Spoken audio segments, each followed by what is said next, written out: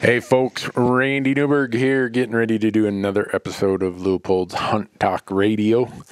We're in Bozeman, Montana today, me and the crew, Marcus Hockett, Michael Parente, and we had this great idea for a podcast that got interrupted by some news in the last 24 hours, so we're going to combine them both. But before we get to that, we got to make sure the world knows who makes this podcast possible. Leopold Optics, obviously. That's why we call it Leopold's Hunt Talk Radio, why we call it Leopold's Fresh Tracks, why we call it Leopold's Anything Randy Newberg Does. Great company, and they pretty much tell us, just get out there and do your thing, Newberg. Be the advocate for public lands and hunting, and we got your back. So if you're in the business or in the market for optics, I hope that you will consider the great American-made stuff that you see with the gold ring over there at Leopold. Also, Orion coolers. You hear us talk about them all the time. You see us using them all the time, and there's a reason for that. They're the best coolers out there.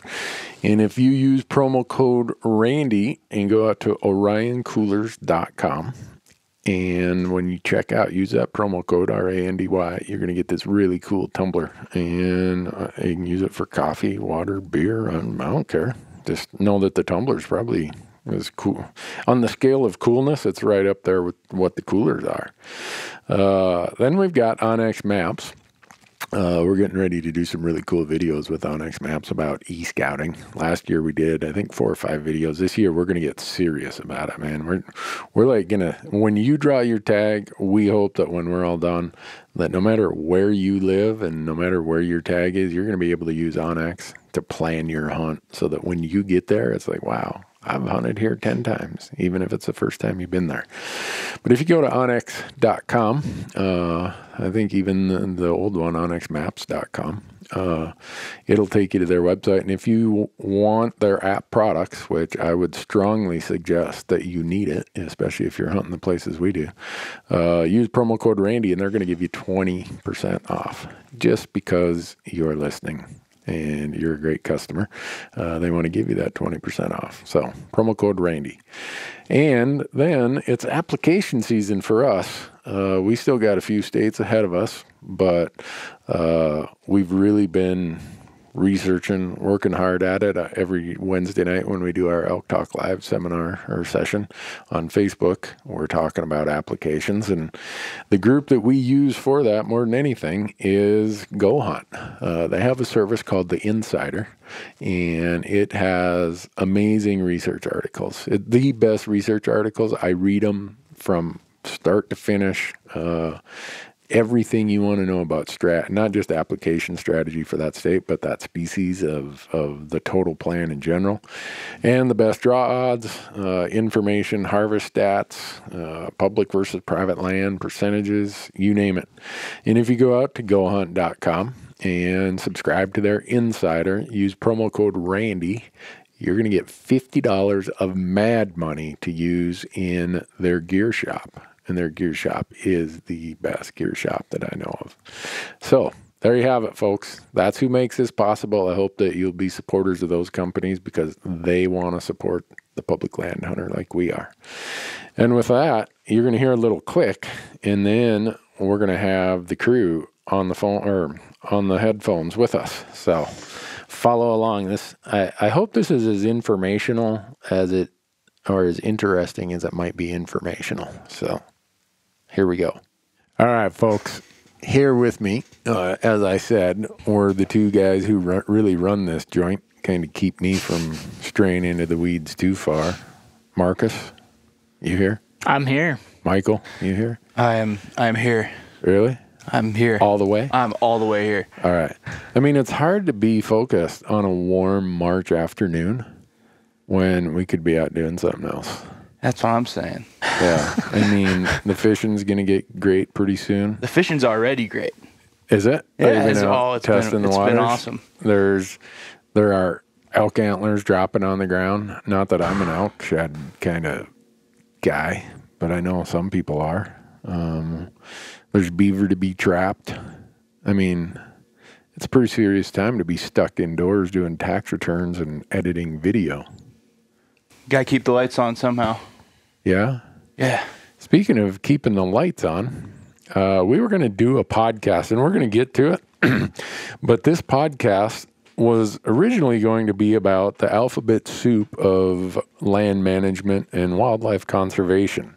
What do all these acronyms and agencies stand for? USSF, USFWS, blah, blah, BLM, you name it. And we're going to get to that, but back to keeping the lights on thing in the last 24 hours, my emails have lit up over a policy that YouTube implemented about firearms, and it's a pretty wide scope policy, and everyone's like, is your channel going down? What are they going to do? Are they going to get rid of you?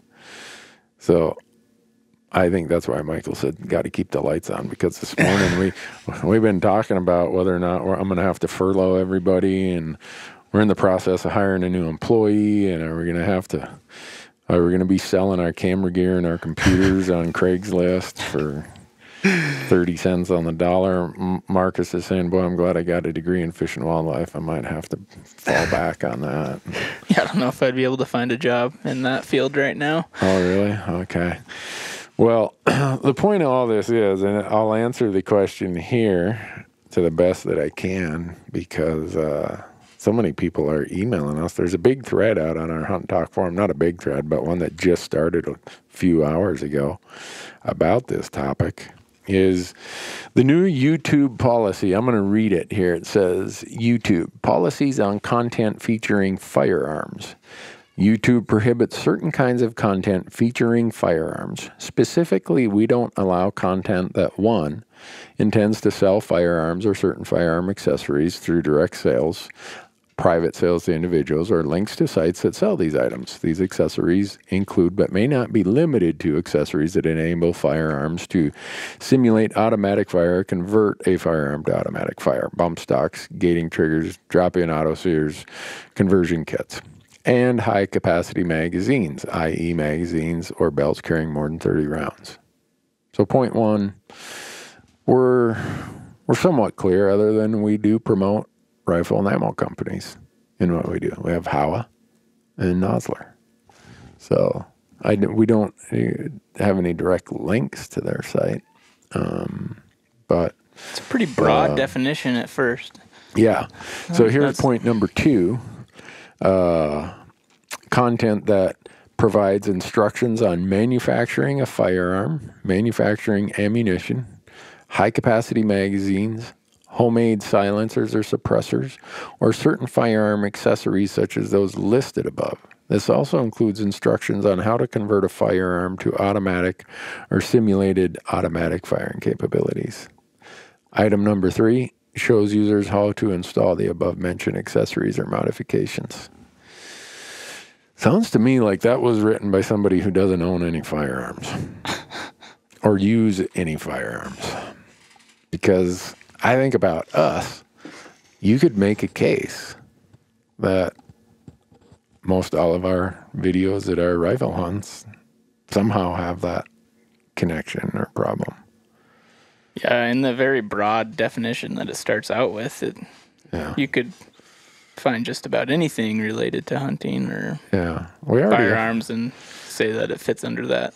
Yeah, so we already kind of stray away from posting too many of our videos on Facebook, just because if somebody's sensitivities get strained, they report you, and then you got this black box on your Facebook video that says this content is known to be offensive or some stupid thing like I've seen that on Instagram a lot too, and this is a little bit different, but like, say, you post a photo of you butchering your elk or something. Yeah.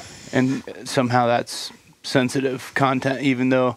Yeah, I wonder if that's because people are reporting it, or if it's like there's some sort of, I don't know, I think somebody going through and checking, but I think it's ironic that those get flagged, and then grip and grin photos don't get flagged. Yeah. Like, okay, I'm cutting up meat for food. Right. And then that gets flagged as sensitive, but then a trophy photo is like where you're posing with the dead animal. doesn't get flagged. I don't know. It doesn't make sense to me. No, the reason it doesn't make sense to you is you understand the process. The people flagging it or offended by it, like one of the things in this policy with YouTube is if you see content that violates these policies, please report them. Mm-hmm. So I wonder how many channels are going to have haters reporting their content. We've got some of our videos where the thumbnail is a rifle or an ammo. Like we did that whole series, Michael, you and I went over to Bend, Oregon with Nosler, and we did that whole series about reloading. Well, reloading falls in this making ammunition. Instructions on manufacturing ammunition. So we'll have to see how. I imagine our content is pretty low on the totem pole of firearm. Whatever, so. Manufacturing and that stuff. There's a little bit in there, but compared to other channels, those guys are I would be really worried if I was one of those channels.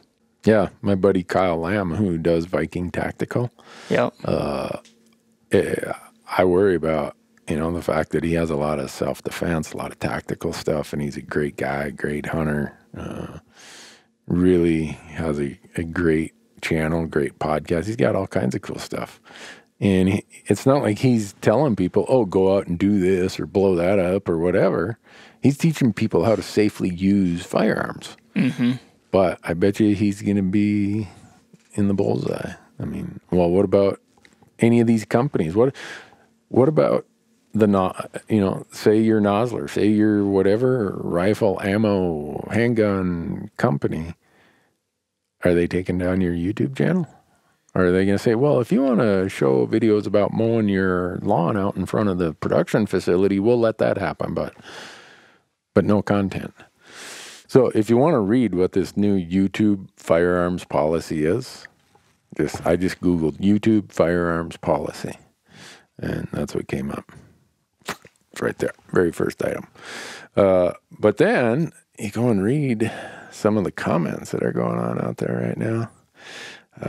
There's some pretty wound up people, which I'm not wound up about it. I know it is what it is.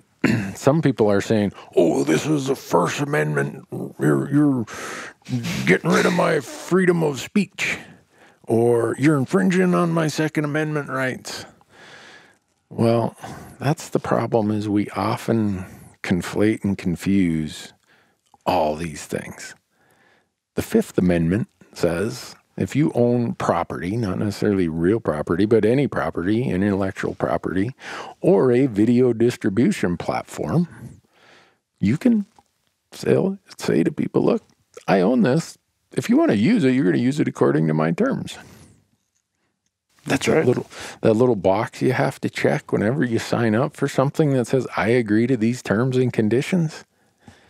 When you post YouTube content or build your YouTube channel, you check that box and say, I'm here. I agree that if Google, who owns YouTube, wants to impose certain rules on me as a condition of using their asset protected by the Fifth Amendment, I don't have any say in it. So really what we need to do is we need to pool together our money and build the video distribution platform, right? Right. I see the wheels turning in your head. Yeah. That might be an expensive endeavor. No, here's how it is. Here's the budget, and we're going to build it with this budget. I mean, I look at what you guys have me spend on equipment every year. No, that's not even close. But so, point of bringing that up is in a lot of things that we operate in, people like to confuse and overlap and mix stuff up that really isn't how it lays out. Like your First Amendment rights, Google doing this, YouTube doing this, does not affect my First Amendment rights. As much as I think it's stupid, I think it's being kind of bullied or whatever. I'm sure they've made an analysis somewhere about it. But it's not an imposition on my First Amendment rights. I said, this is what I'm going to do. I'm going to abide by your rules if I use your platform. Kind of like if someone says, hey, can I come and hunt on your property? Sure, here's the rules. Okay.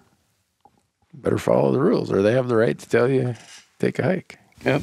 Right. And I imagine if they came up with a policy that enough people disagreed with that use their platform, then it would be detrimental to their platform. Yeah. Exactly. But is this issue going to be detrimental enough to their platform to where they're going to change that position or define it further than that broad definition than they have? I don't know. Yeah, I don't either. And then some people are saying, oh, it's a infringement on my Second Amendment rights. No, it's not. Don't confuse all these things, people. But maybe that's just because Facebook is where people go and vent and don't think about when they hit the button, right? The dumbest things you can read, you will read on Facebook. So I'm reading some of these things on Facebook, and these people, and I get it. It's a restriction on those of us who are over in that area that value Second Amendment rights. But it's not like Google said we're coming to take your guns. They're just saying if you want to use our platform, you're going to have to do it according to these rules. To your point, Marcus, I think that's where you push back. You say, all right, you don't like this. We're going to find ways to make you think twice about exercising that Fifth Amendment right of restricting this kind of content. That's going to hurt you if you do that, and here's why, blah, blah, blah. So, right. I don't know. Hopefully you guys have jobs when this is all done, because we're all in on the digital thing, man. Yeah. Michael's over there rolling his eyes. It's like he's doing math or something. Like, I wonder what I got in savings. How long I can fish here before I got to get another job. No,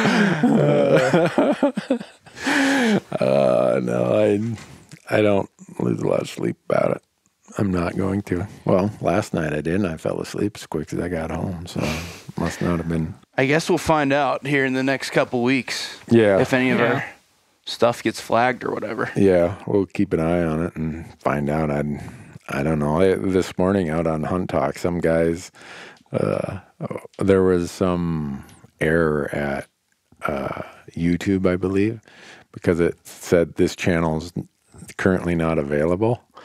And so just the timing, the coincidence of there being that server issue out there at YouTube, a bunch of guys are like, oh man, Newberg's channel is gone from YouTube. I haven't chimed in there. I probably should, but some of them are like, oh no. But so that little tidbit there kind of interrupted us from getting to the alphabet soup, I call it, of agencies. And this is where I've got two people on complete different spectrums of this, what I call alphabet soup acronyms of public lands and wildlife management. Michael grew up in Ohio, had really no connection or reason to know about all these land management agencies in the West, because you went and hunted your same 80 acres or whatever. 120 acres in somebody's backyard. And I hunted a little bit of public, but it was all, what was it? Yeah, it was state land. So. Ohio land, yeah. So, and Marcus, you grew up in Montana, and you've probably been living, breathing this stuff since... I worked for a bunch of these agencies. Well, yeah, there you go. Yeah, when you got out of college with your wildlife degree, you had to know them because they were your potential employment opportunities. But here's what caused me to decide we need to do a podcast on this topic is I got an email the other day, and this is about the, 6th or 7th one I've received this year. And over time, I get them frequently, of some guy. He happened to be from Ohio, Michael. Nothing personal. And he said, yeah, my division of forestry is screwing this up, blah, blah, blah. That's those damn feds for you. And I'm like, wait a second. Your division of forestry. And it was a much longer email. And I said, that's your state agency. why are you blaming the feds for that? And I never heard back from him. I suspect he read my email and kind of blushed and thought, oh, gee. But I was talking to Hal Herring the other day when he was here, talking to Hal about, do you encounter this? Do you encounter where people who maybe don't have cause or reason to know all this, the intricacies of how the agencies work, who they're accountable to? Do you encounter a lot of people aren't familiar with that? And he just rolled his eyes back like, oh yeah. But I guess if you don't have any need or reason to. Yeah. No, I think there's plenty of people in Montana and that live in states that have a ton of public land that, should know about these agencies. I don't think a lot of people know about them. Yeah. Like there's people in Bozeman who have no clue what the difference between the Forest Service and the BLM is. Really? Oh yeah. Yeah, guarantee it. I've met them. See, because for me, I don't know how you can be interested in public lands, interested in conservation without reading, researching, understanding, getting a deeper comprehension of it. It's if recreating on those public lands is that important, how do you not know more about it? But maybe I'm making some assumptions there because I've been engaged in it forever. Yeah, so. And I think I even lack knowledge I try to stay up on issues and try to understand how the different agencies function and where decisions are made, and I still struggle with it. Yeah. As someone who tries to stay up on it, I get confused about who's making the decisions on what land for what reasons. It's still kind of, there's a lot to it. Yeah. Well, and maybe I take it for granted because my stepdad was a county forester. And in our same little town, we had state foresters. And you drive just down Highway 6, not too far, and you had some U.S. Forest Service federal foresters. And so it was pretty clear at our house, hey, we're county. I just go and I worry about the county timber, or I'm state and I only worry about state forests. And so, it's interesting because I've just taken it for granted. Well, yeah, I bet. So I don't know, maybe I'm diving too deep too early, but I was just thinking about different areas that have different levels of federal lands or state lands and whatnot. Some of those areas are more collaborative and work together, on issues versus other areas where they might not talk to each other at all. And I feel like it's just totally a regional thing. Maybe it is. So, I guess that's jumping ahead. That's jumping too far ahead. It's not. It kind of points the direction of where we're headed. So, Michael, your job is to chime in here. Yeah. Every time Marcus and I are skipping like 5 bases. Okay. Because maybe we should put Michael on the spot and just all right, you explain to us your knowledge of the federal management agencies and the hierarchy and. Before we go down that path, though, I think we have to define that a lot of these things that affect us, some are state jurisdiction and some are federal jurisdiction. Mm-hmm. Like this email I was talking about, the guy's mad at the feds for something his state forestry division is doing. It's like, that to me, that's like getting mad at your neighbor because the city plowed the street and ran your mailbox over. I think some people do that too. It's like your neighbor didn't run your mailbox over. The city snowplow did. Why are you mad at him? Well, because it's the feds. Because it's the city snowplow guy. I hate that bastard. So for me, I guess if we're going to go into this, and the reason we want to go into it is we want to. How am I going to say this? Obviously, there's some gaps there. And I'm not saying I have it all. And there's some agency people who are listening to this are going to be like, Newberg, you got it all wrong. And I'm sure they'll correct me when I steer off the proper path. But if part of our goal in everything we do is and the why of our business plan is to create content about self-guided public land hunting and create advocates for that cause.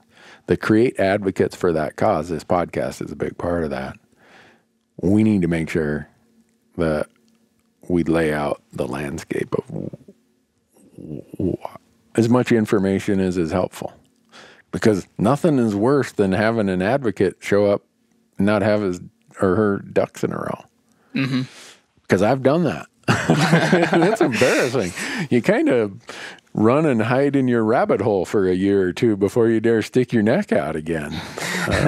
But those mistakes I made, Al Gore hadn't invented the internet before then. So, and now this same guy, there's a guy who gets mad every time I make a joke about Al Gore inventing the internet. He sends me an email every time I say it. So, sir, send me another email about my joke about Al Gore inventing the internet. I'm not the one who claimed it. Al Gore claimed it. So I wonder if I make jokes about Donald Trump's hairdo, if he's going to send me emails that I'm picking on Donald Trump. Now you'll know. There you go. That Donald Trump, he's got the ugliest looking hairdo in the world. There. Now, mister, we'll see. If we've offended one person on each side, we'll see if this guy just sends me the email bitching about my Al Gore comments or my Donald Trump comments. And Michael's over there laughing because he's wondering when I'm going to start talking about paying off porn stars and stuff. This podcast could go downhill in a hurry, right? All right, so let's break it out, right? Let's start with the easy part, the state side. State agencies, and this is where it gets geographically kind of different, because in the West, we have fish and game agencies that are separate and different from our state land agencies. Mm-hmm. Places like Ohio, Michigan, Wisconsin, Minnesota, your state wildlife agency is one of the subdivisions, or that sounds like a housing development, one of the divisions of, or a subcomponent of your state natural resource board or natural resource agency. So a lot of times you have your DNR, they usually call them back there. Is that what you guys call it? We had ODNR, yeah. ODNR, Division of Natural Resources. Most of the Midwestern states have that and call it that way. So a lot of Midwesterners, they're like, what do you mean you can't hunt your state lands in Colorado? Well, in Colorado, the state lands are not managed by a DNR. They're managed by a state land board, which is completely different from Colorado Parks and Wildlife. And so for them, it's like, I don't get it. Right. A lot of it, I guess, is where we come from and what we're familiar with. But it even gets confusing when you look at a map, too, because a lot of times something that's owned by the state land board and then versus owned by the state fish and game agency will be the same color. Yeah, that's state true. of Montana, but not. That's or a even good university point. systems, and they all have different rules that apply to them. Dang it, Marcus! I said the state side was going to be easier, but yeah, you're right. I forgot about that. So we have wildlife management areas in Montana, and those show up as light blue on your map, and those are managed by our Game and Fish Agency. Yeah, but what is it? We got like 5.2 million acres of light blue squares on our map that are state trust lands, they call them. They were lands granted to the state at statehood for the purpose of funding the school systems. And they're managed not by our wildlife agency, but by a completely different agency called our state land board. And every Western state has a different title for their state land board, and they all have different titles for their fish and game agencies. But understand, in the West, those are like two different silos. And in the Midwest, or in some of the eastern states and southern states, they're living in the same silo. They've got the same boss, the same director at the top who usually reports to the governor or to the legislature. Here we got, we'll just use Montana, for example. We've got Fish, Wildlife, and Parks as our game agency. We got DNRC, Department of Natural Resources, who is in charge of the state land board lands management. One reports to the State Land Board, one reports to the State Fish and Wildlife Commission, both of whom report to elected officials. We need diagrams. Someone listening to this is like, you already lost me, Newberg. I was looking for flowcharts before we started this, but I didn't find any. Didn't find any? Well, I'm sure that if I looked harder, I might be able to find. We could make one. Yeah. Maybe we should make one. There you go. We can make a YouTube video. Here's what we'll do. We won't put Michael on the spot. We'll ask him to build the framework of the flowchart. And then you can look at it and say, well, here are the missing pieces. And we'll have it done. All right. And I'll learn something. And then we can make a nice little YouTube video flowchart if our YouTube doesn't get deleted. Okay. you heard that, folks. Michael and Marcus are volunteering for this project because it's tax season and I don't have time to do my own tax return right now, let alone come over here and interrupt their work just so we can do a podcast. It might be embarrassing. We would probably get a lot of stuff wrong. We'll misinform everybody. Someone will send us a heated email. I went to a public hearing last night to comment on the Forest Service, and it was really a state wildlife meeting. You guys sent me to the wrong place. Yeah. We'll do it on the whiteboard. Yeah, that'll be good. So it sounds like what you're saying is, so the Montana Game and Fish, or is Fish Wildlife Parks, FWP, is a separate entity from the State Land Board. Yep. And they report to different people, but then above that, then they're reporting to the governor and the legislature. Yeah, the governor and legislation.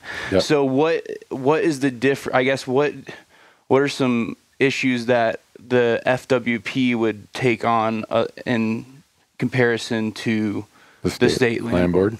So the State Land Board, most of these western states, their requirement when they receive these lands from the federal government was that you will manage these lands in a trust arrangement to fund your school systems.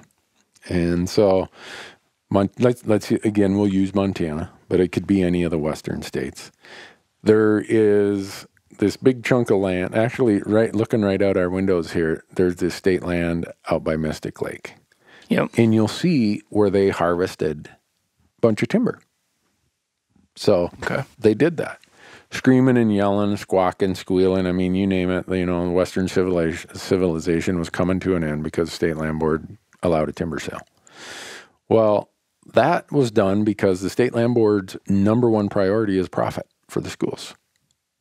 Whereas the State Fish and Game Agency that manages our wildlife winter ranges, all of our fishing access sites, I think, their charge or their, I guess, criteria for how they manage lands is recreation and wildlife.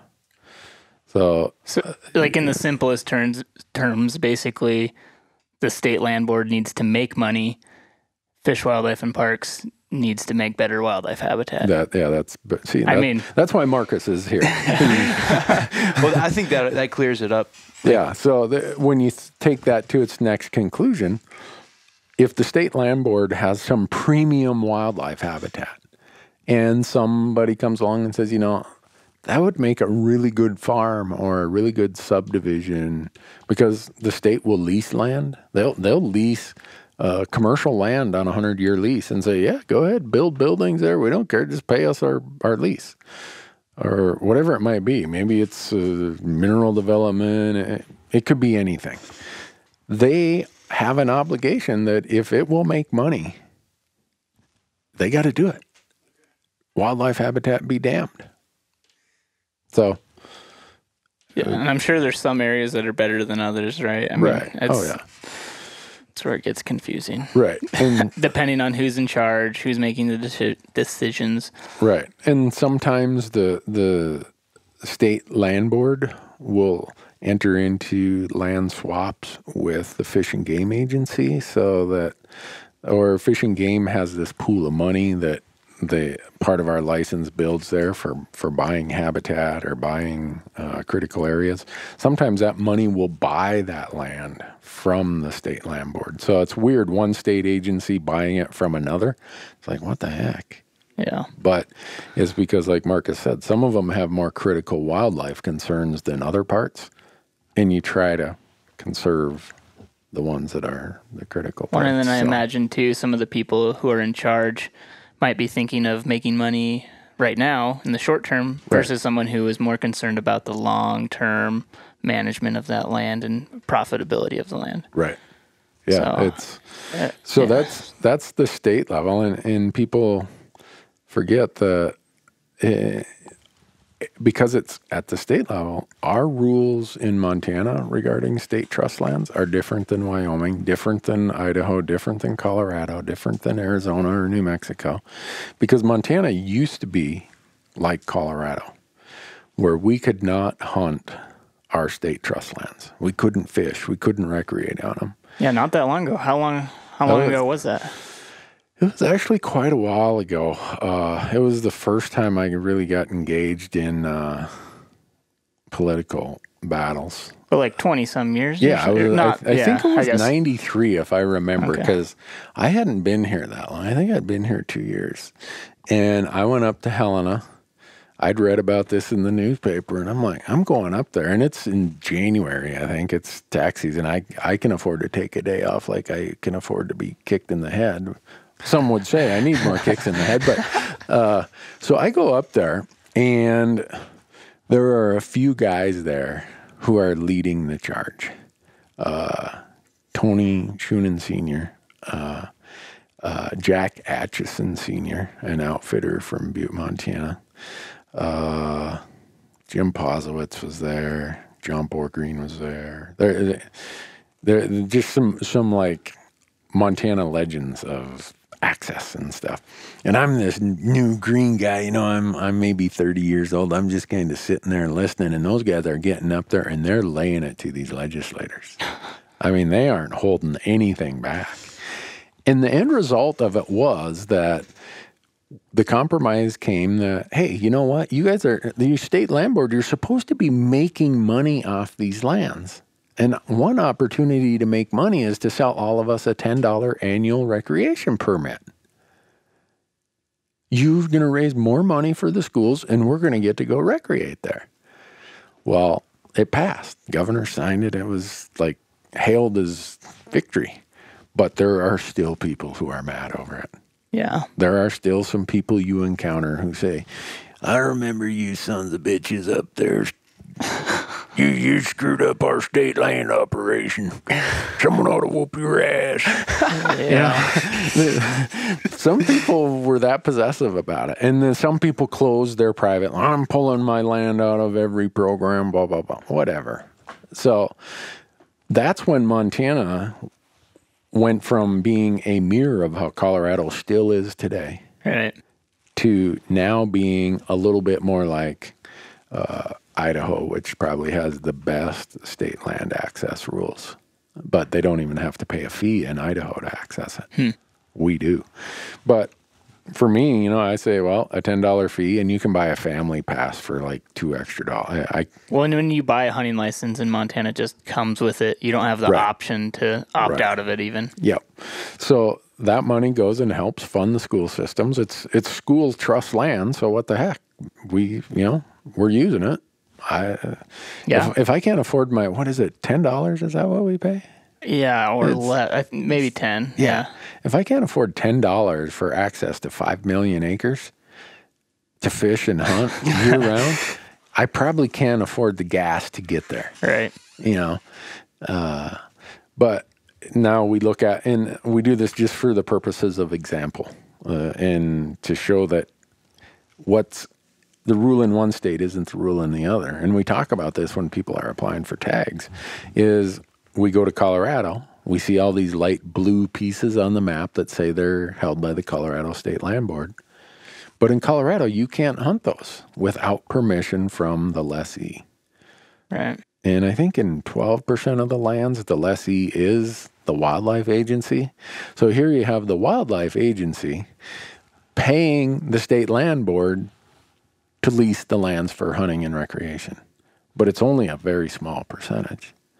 So you get people from Montana, Idaho, Wyoming, they go to Colorado hunting, and they see these light blue lands on their surface map that says state trust lands, and they're like, oh man, I'm going to go hunting there. They get there and there's a big no trespassing sign. Right. And so the person leasing that out is usually probably like a farm or a rancher or outfitter or whatever. I got you. They can be anybody. And whoever pays the most money gets to lease it. Okay. And you can lease it for whatever you want. So that ends up being a big hurdle in I think that's Colorado. a big misconception too, because I mean, basically the whole time I grew up in Montana, state lands were essentially public lands, but because of the thing that you just talked about. Yeah. But a lot of states define or don't define state lands as public lands, correct? Right. They're not public lands, especially in Colorado. But Colorado, the website says it. Utah used to say it on their website, and they used to have a Facebook page because they were doing all these auctions of their state lands in Utah, and they still do. They hold 2 auctions a year. I think it's May and October. And whoever's running their Facebook page when they're getting hammered for selling some prime wildlife habitat, this person is like, well, these, and you can tell they work for the state. They have access to the page because when they post, it says official SILTA or SITLA, whatever it is, State Institution Land Trust Agencies, something like that. It was their person saying, these are not public lands. Why are you so upset? These are not public lands. They kept saying that. Finally, they took their Facebook page down. I think they were like, someone called them up and said, hey, you should put the shovel down here. You're already in a hole. Quit digging it deeper. But right now, if you go out to the State Land Board of Arizona or the State Land Board of New Mexico, it says in big red letters at the bottom, New Mexico state lands are not public lands. Right. And Arizona says the same thing. So the point of that is, to those who don't have this separation like we do in the West, state agencies have 2 different groups, your wildlife agency and your land agency. That's different than how it is back in the Midwest. And it results in different rules about recreation, different rules about all kinds of things. And it doesn't mean because the rule is X in Montana, it's going to be X in Colorado or X in Nevada or whatever. So that's trying to, that was the easier part of this discussion, I think. Yeah, you said states were going to be simple to explain. Right. And How long did that take us? Let's see. We're now on the 39th minute of this podcast. So, but I'm just trying to think. Michael, did we make that clear, or did we leave some gaps? It makes sense. Totally, especially the Montana example is good for me, and it's good, I guess, just to research the individual state, I'd say, before you go there and recreate on it. For sure. And make sure you understand the rules. Yeah, good point. Because those of us who live out west and hunt multiple states or fish multiple states, we take it for granted because somewhere along the way we did that research, or we had a friend we fished with in Wyoming, and he said, "Oh, don't do that here. We can't do that here," or whatever. And so it's knowledge we gained over time. But that's a really good point. If you're coming to one of these states, make sure you understand the difference between the federal lands and the state lands, and then find out what the state land rules are. Right. We don't want anyone getting busted. Nope. That's not fun. Nope. I've been in jail in Mexico, and I've never been in jail in the United States. So, there's one other state agency that we really haven't mentioned, but it's really not that much to do with land as it is, what would I say, environmental issues. Like in Montana, we have DEQ. Division of Environmental Quality. It's the state equivalent of an EPA. It deals with water pollution, air pollution, ground pollution, stuff like that. And I've heard the up here in the Gallatin River, when Big Sky, that one subdivision, flushed all their effluent into the Gallatin River and killed a bunch of trout a few years back. It wasn't the State Fish and Game Agency that came in and said, hey, you can't do that. It wasn't the state land board who came in and said, you can't do that. It was the state DEQ who came in and said, you can't kill all these trout here in the Gallatin River. Okay. And some people are like, oh, those bunch of people, they're out of hand. Rah, rah, rah, rah. So they're not a land management agency, but they manage, or they apparently will do stuff like that. See, that's something I don't know much about. Okay. Yeah. So they manage what I'll call transient assets. Okay, yeah. Air and water doesn't stay on a certain boundary. It doesn't go by deeded boundaries. It flows, it moves. So they have jurisdiction over that. And just about every state has a DEQ that can come in and tell people what you can or can't do to protect water quality or air quality or, dumps or pollution or whatever. On any land. On pretty much any land. Okay. So sometimes people get all wound up because DEQ in Montana is trying to change this or change that. And they get mad at the federal EPA. It's like, well, it's not the federal EPA. It's a Montana DEQ that's doing this. Or they get mad at Fish, Wildlife, and Parks. You know what? Montana Fish, Wildlife, and Parks don't have anything to do with this. But they just want to get mad at somebody. Right. And I think Facebook has resulted in the dumbing down of America, myself included. I think a lot of people like to post without doing their adequate research a lot of times. Yeah. And that leads to these posts that you're talking about. Yeah. Well, it's not, just post. People speak too. Just, without knowing what they're talking about. Yeah. We're all guilty of it. Yeah. No, I'm as guilty as anybody. And in fact, today at lunch, I was asking my wife, I said, sometimes I'm so hesitant to say what I want to say because you don't know what you don't know. Yeah. And I've got these platforms and I'm trying to get information out there. But what if there's something that I don't know that I don't know? I'm going to look like a complete idiot. And I do that at times. So that's kind of my disclaimer of, hey, folks, I've been there, done it, made the dumbest fool of myself ever. But if there's one thing that comes with age and getting grayer, you kind of have this checklist you mentally go through of, okay, did I check that out? Did I check that out? Because one time I trusted a person. I thought. One time. Yeah. I thought, all right. So I go up to the legislature and I provide some testimony. And it was, I'd relied on this person pretty heavily. And it was not dialed in. Oh, no. I got lit up. Oh, did I look stupid?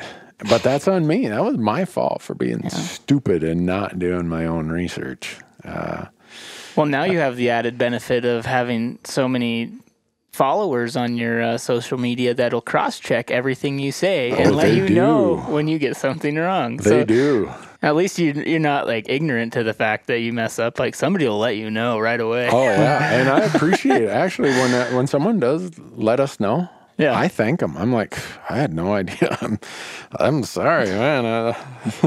Start blushing as you're reading the email. Your brow is sweating. It's like, oh, that was so stupid. I wonder if we can delete that post. But there's times that, you go and say things. I shouldn't. I'm kind of on a Facebook downer these days. That's why I made the off-the-cuff comment that the dumbing down of America is the result of Facebook. It's just if I could, I'd get rid of my Facebook page. But we need it, it's part of what's expected for our platforms. But I'm thinking of deleting my personal Facebook page. Yeah, I hardly get on anymore. Yeah. I did at least toggle to only see posts that I want to see. So really? How do you do that? Well, you just go to each group. You could go to Rocky Mountain Elk Foundation and say see posts first, or go to Randy Newberg and see posts first. I didn't Instead know of that. having to read through a bunch of people complaining about whatever. Huh. Well, now that we're going to jump on Al Gore's internet here, and I'm going to see if people are going to think that I'm promoting Al Gore. I never voted for him. So, he's kind of the...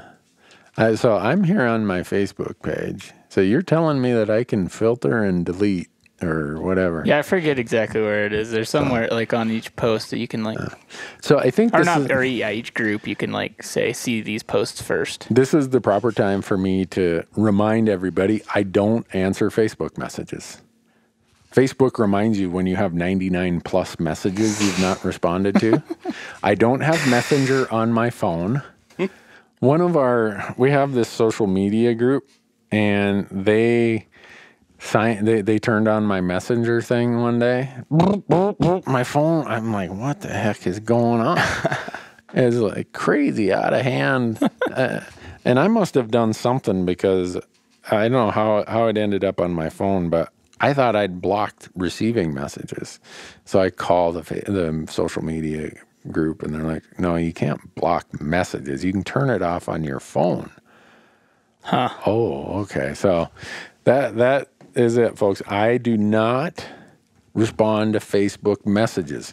And what happened on our job that we posted out on Facebook, right? We're interviewing final candidates right now. So this is kind of a disclaimer notification that if you haven't been notified, there's a pretty good chance you didn't make the final cut. We'll be emailing all of you who emailed us. But we put 3 sentences on the Facebook application. We are growing. Want to grow with us. Do not reply via Facebook. We've received as many Facebook replies as we have email replies, even though we gave the email address in the posting. But some guys are like, I see what you're doing there, Randy. What a great idea. What a great filter. Yeah, you filter them out pretty quick, whether or not they can read instructions. Yeah. Otherwise, we'd have twice as many people to reply to, right? Right. So that's right. I don't know. I'm just on a Facebook downer. It's such a negative place. That's why we're going to do way more on Instagram. You can control the tone and the just feeling of the message you're giving. Right. And there's on personal pages, there's a maximum of 5,000 people you can follow. And I've been maxed out for a while. So this weekend, I don't know what tipped me over the edge, but Michael's, as you can see what Michael's doing right now, he's like hitting a delete button. Anyone who posted a political meme, I don't care if it was left or right, I deleted them. So right now I'm down to 4,815. So what's that mean? I got rid of 115. And some people are like, just say unfollow or whatever. I'm like, no. If they think that you solve the world's problems by posting a meme on Facebook, I'm not going to waste the bytes of information and the electricity to follow that crap. So I think this weekend, my goal is to get down to 4,500. You can do it. You think so? Yeah. Yeah. Because that's what's so negative about Facebook. Everything's a meme, like, and stupid stuff. I'm like, yeah. So, how did we get on this tangent? I don't know. Oh, I said something about the dumbing down of America. Oh, yeah. I suggested that people do some research before they post stuff. Oh, and also, I want the world to know that advocacy is not complaining on Facebook. You know, a lot of people ask us, well, how do I get engaged? How do I get involved? Just posting a Facebook meme or complaining to your buddies on Facebook isn't it. Mm-hmm. So here's where Facebook comes in helpful. What is this called? I think it's, and these people, they're probably going to say, how did we end up on Newberg's radar screen? I think it's Northern Idaho Whitetails Forever. I don't know who they are, but here they are. There's some little group up in northern Idaho that advocates for whitetail deer. And somehow their thing crossed my feed this morning, and I'm like, who is that? And so I get to reading it, and I'm like, how cool is this? So what they did, they didn't go and complain on Facebook. They've got a Facebook post right now that I think it was yesterday this all happened. They put together a plan of things they'd like to see changed with wildlife management in Idaho. They went to their commission. They interacted with them. They'd given them the information. They made a compelling case. A bunch of their members showed up, And everything that they suggested yesterday passed the Idaho Game and Fish Commission. Nice. How about that? I'm like, this is the model of advocacy. So these guys, I don't know who these people are. They're going to be like, Newberg, quit picking on us. But it just struck me as, it was posted today. They had 3 things, I think, two or three things they wanted changed. And they went through the exact advocacy model. And now someone listened to them. Why? Because they had an issue. They researched it. They worked through the channels. They showed up. Somebody said, 90% of winning is just showing up or something like that? In politics, I think it's 99%. 99% of politics is he who shows up or she who shows up. So they showed up, and the 2 items they wanted, or 3, looks like maybe 2, passed. Good for them. That is government by the people for the people, or for the people by the people, whichever way that works. So maybe there is some redeeming values to Facebook. And Elk Talk. Elk Talk's good too. Elk Talk Live, yeah. There you go. Yeah, don't delete your Facebook page because we're out there every Wednesday night doing Elk Talk Live on Facebook. Yeah, I mean, it's a good place to share information and learn about things. But when it just turns into such a negative thing that it's like, wears you down. Yeah. Yeah. But I guess my point of all that is people, I don't know who this group is, but I think I'm going to start asking if I can follow them and be part of their group. How do I do that? I got to call my social media person and say, hey, how do I follow this group? I think you like them right there. What? Oh, I like it? Yeah. Okay. I'm going to hit like. It's called Northern Idaho Whitetails Forever. I know nothing about them other than they just provided another one of the million examples of how you engage in government, how you engage in policy, and they got it done. They didn't just go to Facebook and complain. They didn't go down to the bar with their buddies and complain that, Game and Fish, can you believe that they added 50 cents to the cost of a license this year? Hey, can you another round of beers here, It's like, I'm getting wound up. This is going to be an unfiltered episode before we're all done. So now we're completely away from the idea of the federal acronyms. Drag us back there, Marcus. You're leading this discussion. I don't think that, but federal government. Yeah. All right. Federal government. Take it away. Marcus is so before there's the president, right? And then there's the president, and then there's Congress, and Congress has the Senate and the House of Representatives, and then everybody has agencies, and the agency secretaries are appointed by the president, confirmed by Congress. Congress sets budget and policy. Most would say the House of Representatives sets budget and the Senate kind of directs policy, but they argue over who gets to do which. So this is like a civics lesson here. Civics was one of my favorite classes in high school. And no, some people hated civics. I'm not sure. I found it interesting. You can always just go watch the Schoolhouse Rock educational videos. That's more my style. I'm just a bill. I'm only a bill. And I'm sitting here on Capitol Hill. Yeah. Okay. Yeah, you could go watch that. That's a good way to figure it out. Yeah. A good refresher. Okay. I'm gonna definitely Schoolhouse do Rock. that. I'm just a bill is what it's called. Well, I think they have multiple, if I remember. Yeah, they do. Yeah. I mean, for different branches and. Yeah. That was when I was like a kid, before I had gray hair, in the 70s, that was a big deal, man. Saturday morning cartoons. You're watching Bugs Bunny Runner Hour, Scooby-Doo. Well, for us, that's about all you got because we got the Canadian channels. But if you went over to Ferguson's house, they had a TV that could get American channels, and then I could watch Schoolhouse Rock as the commercial in between Scooby-Doo and Grape Ape.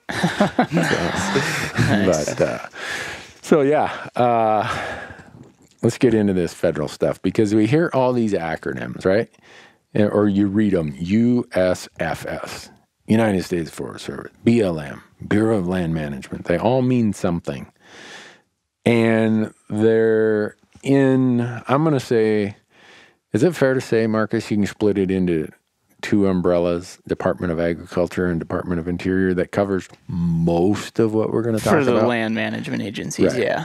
Yeah. Right. Not all. I mean, there's still going to be the little one of some, who knows what it's going to be, some other agency. Military stuff, but that's not where you're going to be hunting, so. Yeah, not for the most part. So most of what we're going to talk about is covered by one of two agencies.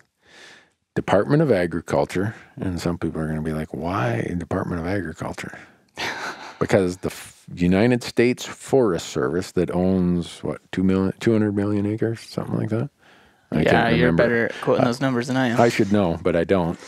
Well, what do they say? 86% of the statistics are pulled out of your ass right on the spot. And the 86% was just pulled out too. So the Forest Service lands fall under the Department of Agriculture. The other big chunk of lands, we got Bureau of Land Management, which is BLM, Bureau of Land Management, which is the big chunk, under Department of Interior. So we've got Department of Agriculture on one side that has the Forest Service. Right. And then on another side, we have Department of Interior, which has the BLM, Bureau of Land Management, has the National Park Service, NPS, and Fish Wildlife Service, U.S. Fish and Wildlife Service, USFWS, which manages all of our wildlife refuges, stuff like that. So we have to split right there. All right, we split federal and state, and we talked about state earlier. Now we're talking about federal agencies, and I don't know if I want to get into this part because I'm afraid we're going to get into another way out in the weeds distraction, and someone's going to bring up, Marcus is going to bring up the Meat Eater podcast with Rob Bishop, which everybody should go listen to. Yeah. That's a plug for my buddy Steven Giannis. But how often, like the guy who sent me the email that I'm talking about said the damn feds, right? Damn feds, yeah. Who are the damn feds? The damn feds are Congress and the president. And then you hear these appointed people, secretaries of energy, interior, agriculture, whatever, they'll say, oh, yeah, we got to take this out of the hands of the bureaucrats. Well, what the hell are they? They're bureaucrats. It's funny right. when you comment that so-and-so's a bureaucrat, some of them just like, they get all mad because everyone who works for the agency other than them must be the bureaucrat. So, point is, the Fed is Congress. The next time one of your Congress people get up and say the damn feds or the feds, remind them that they are the feds. Yeah, I think all too often people start to get mad at their like local range con or whatever for the BLM. Like the guy who lives in your area who's trying to manage the lands to the best of their ability, but it's not like they're, appropriating their own budget or, their hands are tied at higher levels. Yep. And then... Yeah, your local U.S. Forest Service ranger, the guy who goes out and cruises the timber and prepares the timber sale, don't get mad at that guy. The Forest Service person who manages roads or whatever, don't get mad at that gal.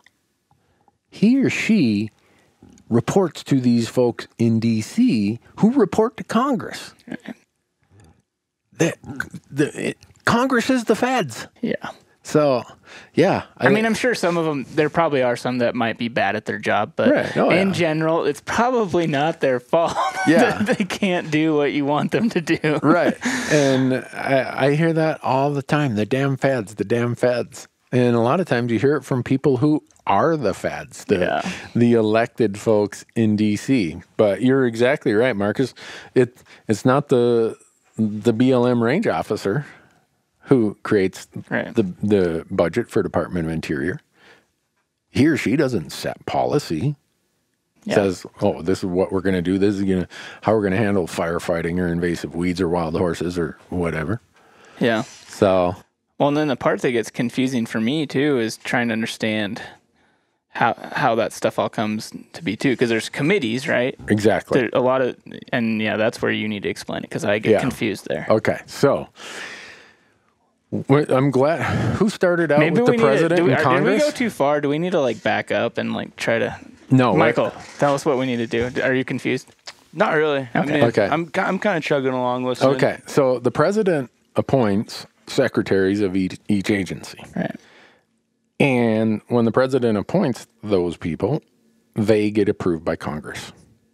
And Congress says, we're approving the president's pick, but you're going to work for us. We're going to set your budget.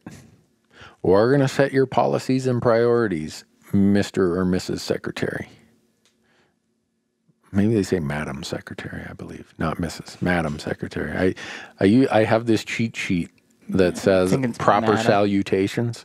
I should know that because that's another thing where I've really screwed up. I've used the wrong salutation when addressing somebody. I feel like it's Madam after listening to the House of Natural Resource Committee tapes. Yeah. So anyhow, okay, there you hit it, Marcus. All right. So Congress says we are going to decide which of these congressional committees, all of your Congress people get assigned to committees. Each federal agency is going to be reportable and accountable to some committee. So, Forest Service is under the Department of Agriculture. Department of Agriculture reports to the House Committee on Agriculture.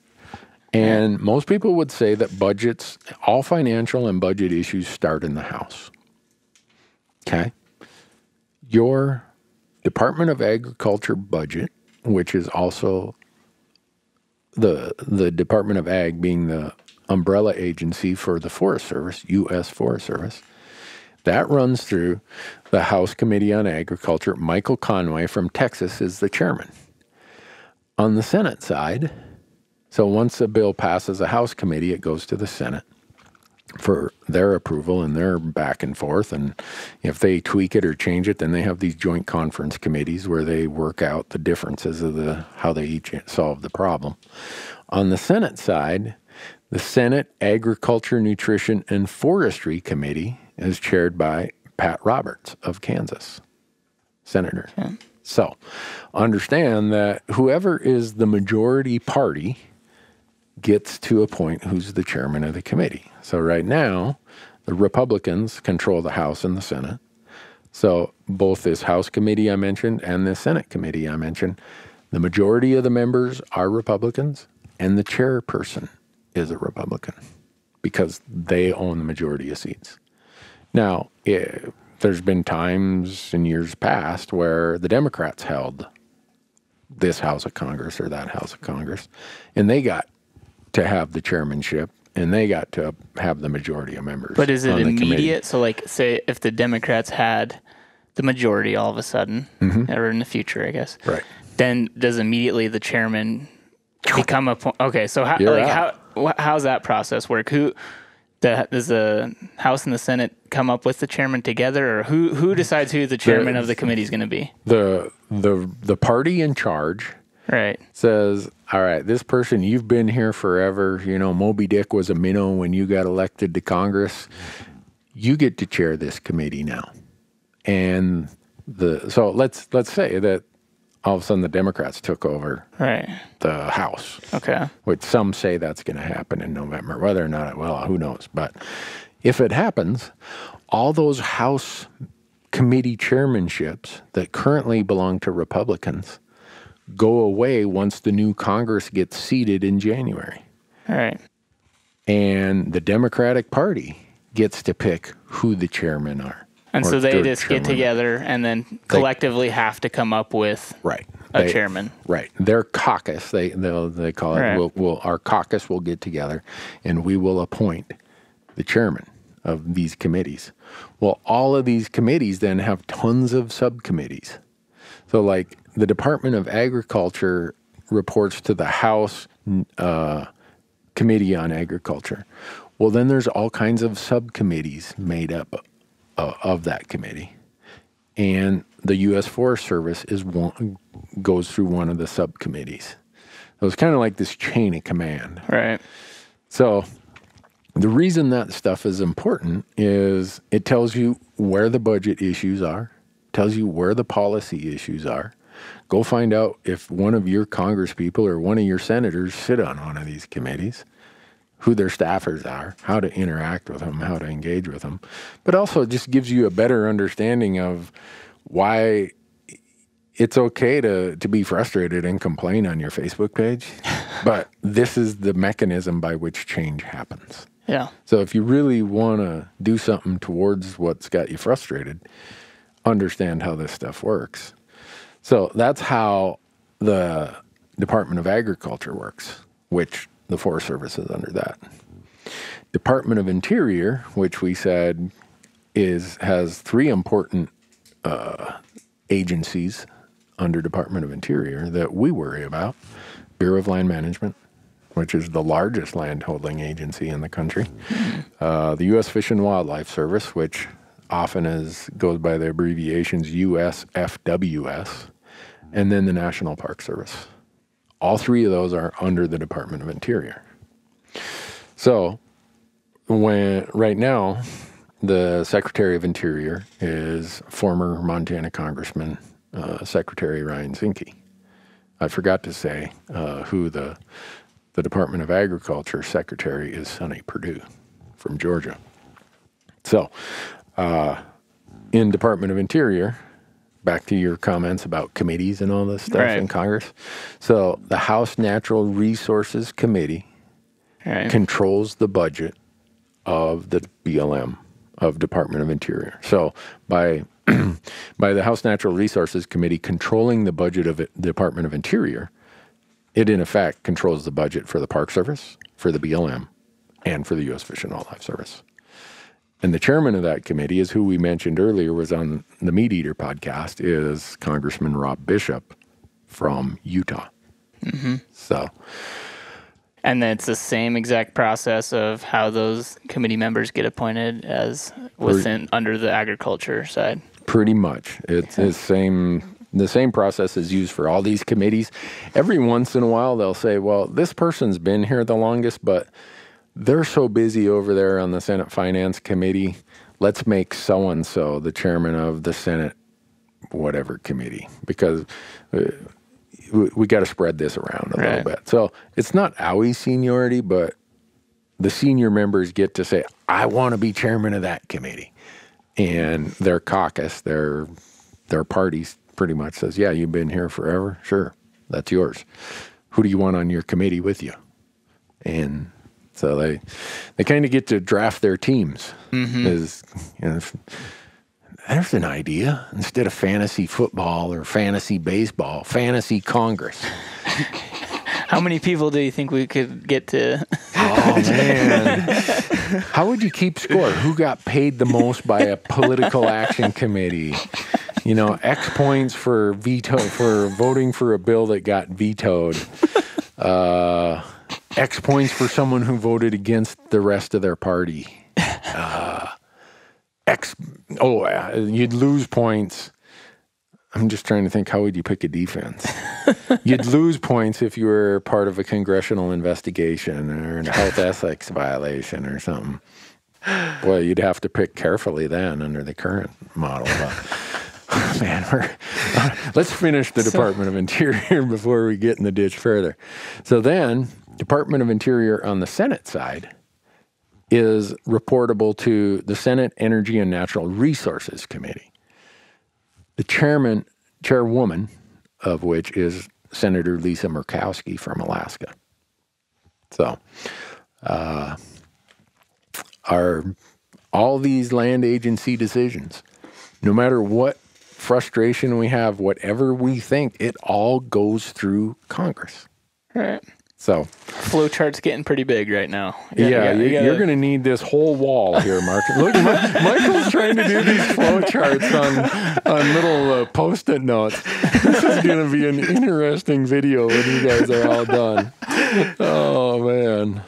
So now that we've kind of said how these agencies work and who they're accountable to, like Interior, Senator or Congressman Bishop, Chairman Bishop from Utah, he kind of gets to run the budget for Interior, Department of Interior. So Secretary Zinke is kind of his, for lack of a better term, administrator. And if you listen to the Meat Eater podcast, Congressman Bishop a lot of times use the term portfolio, and my committee. And that's fine, however he wants to say it. And what he's saying there is like, I kind of run the shots here. And Secretary Zinke, guess what? You might have been a former member of Congress and you might have formerly sat on my committee, but now you work for me. Mm-hmm. And if we and my friends and my fellow committee members want this, that's what you're going to get.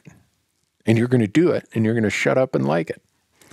That was my grandmother saying, shut up and like it. But then if we look at Interior, we've got the 3 land agencies.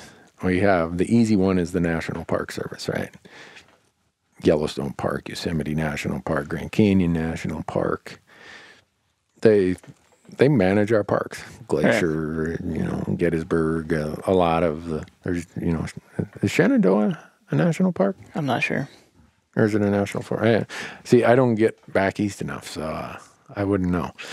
But there are important park lands. Some in the west are mostly geographic things like cool natural features. In the east and in the south, a lot of them are historical things that are managed by the Park Service, National Park Service. So if you see NPS, it's National Park Service. I don't know are there any national parks you can hunt? Maybe in Alaska, but I don't. Yeah, I mean, I'm not aware of any national parks where you can hunt.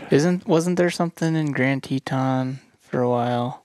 Oh, maybe with bison, or right, maybe it was. Yeah, I can't remember. I don't remember exactly what it was. You're right. Some of them have had grandfathered hunting things in them. Okay. But as a general rule, we as hunters, it's the exception for us to get to hunt parklands versus the general rule. So then we get to the U.S. Fish and Wildlife Service, which always ends up in somebody's crosshairs because they're in charge of all the wildlife refuges. They have a charter that you are to manage the wildlife of these lands. Mm-hmm. And so sometimes their jurisdiction goes far beyond just the wildlife refuge system, because they're also the group that gets to decide what species do or don't get listed under the Endangered Species Act. So, but let's go back to U.S. Fish and Wildlife Service refuge lands. You can hunt a lot of refuge lands. Yeah. I mean, in Montana, the CMR. I think you can hunt. I'm not aware of. I don't know of any refuges that are closed in Montana. I mean, they definitely have different restrictions. Right. And they manage differently. But in general, there's some hunting season, whether there's some that might be closed to big game hunting, but they'll be generally open to waterfowl hunting.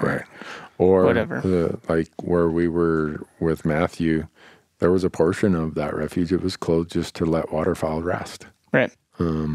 But other parts of it were open. Mm-hmm. So the refuge system was started by Theodore Roosevelt. What is it? Pelican Island, I think, was the first national wildlife refuge. So those are controlled by the U.S. Fish and Wildlife Service. I would bet most hunters have had some experience hunting U.S. Fish and Wildlife Service lands. I'm going to go burn my Iowa deer point someday. And Michael's over there smiling because he knows what I'm talking about. There's the Upper Missouri National Wildlife Refuge, I think it is. They have a term for it. Upper Mississippi, I mean. Yeah, I was going to say. Between Minnesota and Iowa are on the west side, and Wisconsin and Illinois are on the east side. And if you had a boat, you'd kill some lunker whitetails in there. Michael's over there just smiling. He's getting like, when we going? When we going, man? So I can think of tons of refuges I've hunted before. In Alaska, I've hunted all kinds of refuges. the CM Charles M. Russell here in Montana. Yep. That and part of the Upper Missouri Breaks National Monument have some of the best elk hunting in Montana. I think I could argue has the best bighorn sheep hunting in the world. Yep. I think. Maybe someone maybe argue, but no, actually, I think they're all little tiny lambs. You know where Marcus is applying for a sheep tag this year. From what I've heard, all the big ones got shot. Yeah. I've hunted the Sheldon National Wildlife Refuge in Nevada, which is a refuge strictly for antelope. Shot a really big antelope buck there. So these are lands that are owned and managed by a division. I'm going to say division. They probably have a more appropriate term of the Department of Interior, that division being the U.S. Fish and Wildlife Service. Here's where the U.S. Fish and Wildlife Service always ends up, someone gets mad at them. Let's take wolf delisting, right? Mm-hmm. When Congress and the administration at the time in 1995 said, we're going to introduce wolves in Montana, Idaho, and Wyoming, they said, U.S. Fish and Wildlife Service, you're going to do it. It's not like the biologists of the U.S. Fish and Wildlife Service said, why don't you bring us this big headache of reintroducing wolves? They're just like, this is what I do for my job. I'm a scientist. I'm a biologist. I'm a whatever. And so once we got to the point where everything had been met, the U.S. Fish and Wildlife Service said, we're going to hand this management over to the states. We're going to delist this species, these wolves. Well, who got sued? The U.S. Fish and Wildlife Service is who's always getting sued by the litigators. And the hunters are mad at the U.S. Fish and Wildlife Service. I'm like, they're the ones saying that they want to give us management control. Don't be mad at them. They're getting sued by these litigators, these crazies. And the same thing's happening with grizzly bears right now. So can you sue Congress? I don't think you can. You should. Yeah, did you read on the news last night? Donald Trump and Joe Biden are talking about squaring off or throwing down. Oh, that'd be good. Yeah. Gosh. Like, I mean, 2 70-year-old putzes. Can you imagine? Well, they probably both just die of a heart attack. Probably. So you can't sue Congress, but I think you should be able to. There should be like a dunk tank or something, like. Whenever one of them says something stupid, you just hit the button. Yeah. You put them on this cold water dunk tank, and for $100, you can go up there and you can throw a ball and dunk them in the dunk tank, right? You ever seen that at the county fair or whatever? I think that's what they need, but it sounds like Biden and Trump are taking it to the next level. I think that, who's the guy who owns UFC, Dana White or whatever? Yep. Maybe Rogan is going to get to be the announcer of Trump versus Biden, squaring off. That'd be pretty entertaining. That would be awesome. Hey Rogan, we're pulling for you, man. We want to hear you announce the tap out of he's going down. Yeah, of Rogan and Trump. But there'd probably be some things off limit, like don't touch my hair, man. Yeah. You touch my hair, and I'm gonna really get pissed. Don't be looking at my Playboy girl over there, man. I gotta shut up. I am about. I'm sorry, folks. This is just like my idea of politics is so much humor, and when I say I'm an equal opportunity abuser, I am. I don't really care. I mean, Smokey Joe Biden, I could sit here and crack jokes about him forever too. So, but right now, the easy target is the dude with the orange hair. Well, speaking of which, Michael, your shirt kind of looks, I wish we were videoing this. Your shirt is the color of Just for Men hairstyle. Yeah, whatever. It was $2 at Goodwill the other day. Oh, nice. There you go. So, anyhow, boy, again, we got on another tangent. What were we talking about? We're talking Department of Interior. U.S. Fish and Wildlife Service getting sued all the time. There we go. So with grizzly bears, who's getting sued right now? The U.S. Fish and Wildlife Service. They're trying to give control of these grizzly bears to the states. They're like, we want out of this mess. They did a great job. We think they can do it. Right. They're getting sued, and who are half of the people of Montana, Idaho, and Wyoming mad at? The U.S. Fish and Wildlife Service. Those damn feds. Well, it's the damn feds who are trying to give us control. They don't run the court system. They don't run Congress. You know, it's not like the U.S. Fish and Wildlife Service guy in charge of grizzly bears has any say about what rules Congress puts in place or what a judge in D.C. is going to do. And he or she can't say, well, heck with that. I don't like that, so I'm not doing it. They'll be in jail or surely lose their job. So I bring that up because lack of understanding of who is on our side or who's advocating for our cause a lot of times is lost in this alphabet soup thing. Yep. And the reason is it's complicated. It's not easy to understand all this. But don't necessarily be all mad at the U.S. Fish and Wildlife Service if they're trying to delist a species and someone's suing them. Be mad at the people who are suing them, or be mad at the judge who came up with the ruling, or be mad at Congress because they didn't change the law that allows people to sue the U.S. Fish and Wildlife Service. But, all right. We got 2 of them down. I'm getting worked up here, man. Michael's over there smiling like he's about ready to start swearing at any time. Michael's seen me out in the field where my wife has a rule: I can't swear. My wife's family doesn't swear. My family, cussing is like this art form that rises your rank among the family. And since I've married my wife, I've tried not to swear much because it's offensive to her. So I think my rank in my family has probably dropped a lot.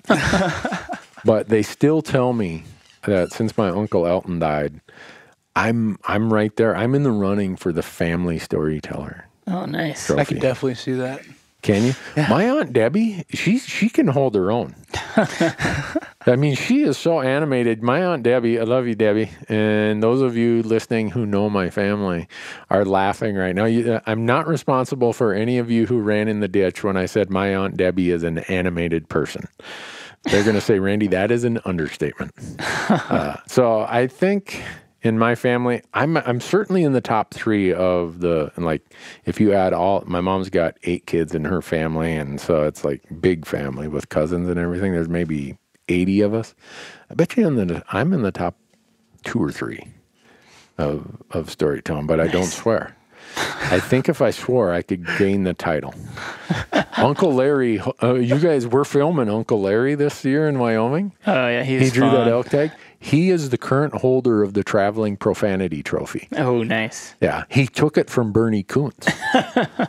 Bernie has been on 2 of our episodes. And Michael, I think you were cutting some clips from one of those one day, a New Mexico pronghorn hunt. Oh, yeah. And Michael's over there laughing. And we had to edit out Bernie's colorful language. But how did we get on that topic? I don't know about that tangent, but...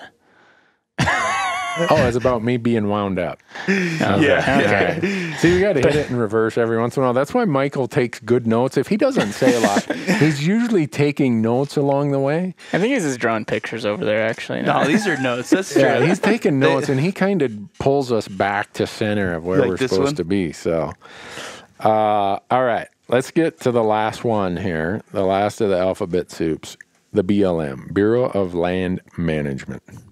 They are in charge of so many things because they have so much land under their control.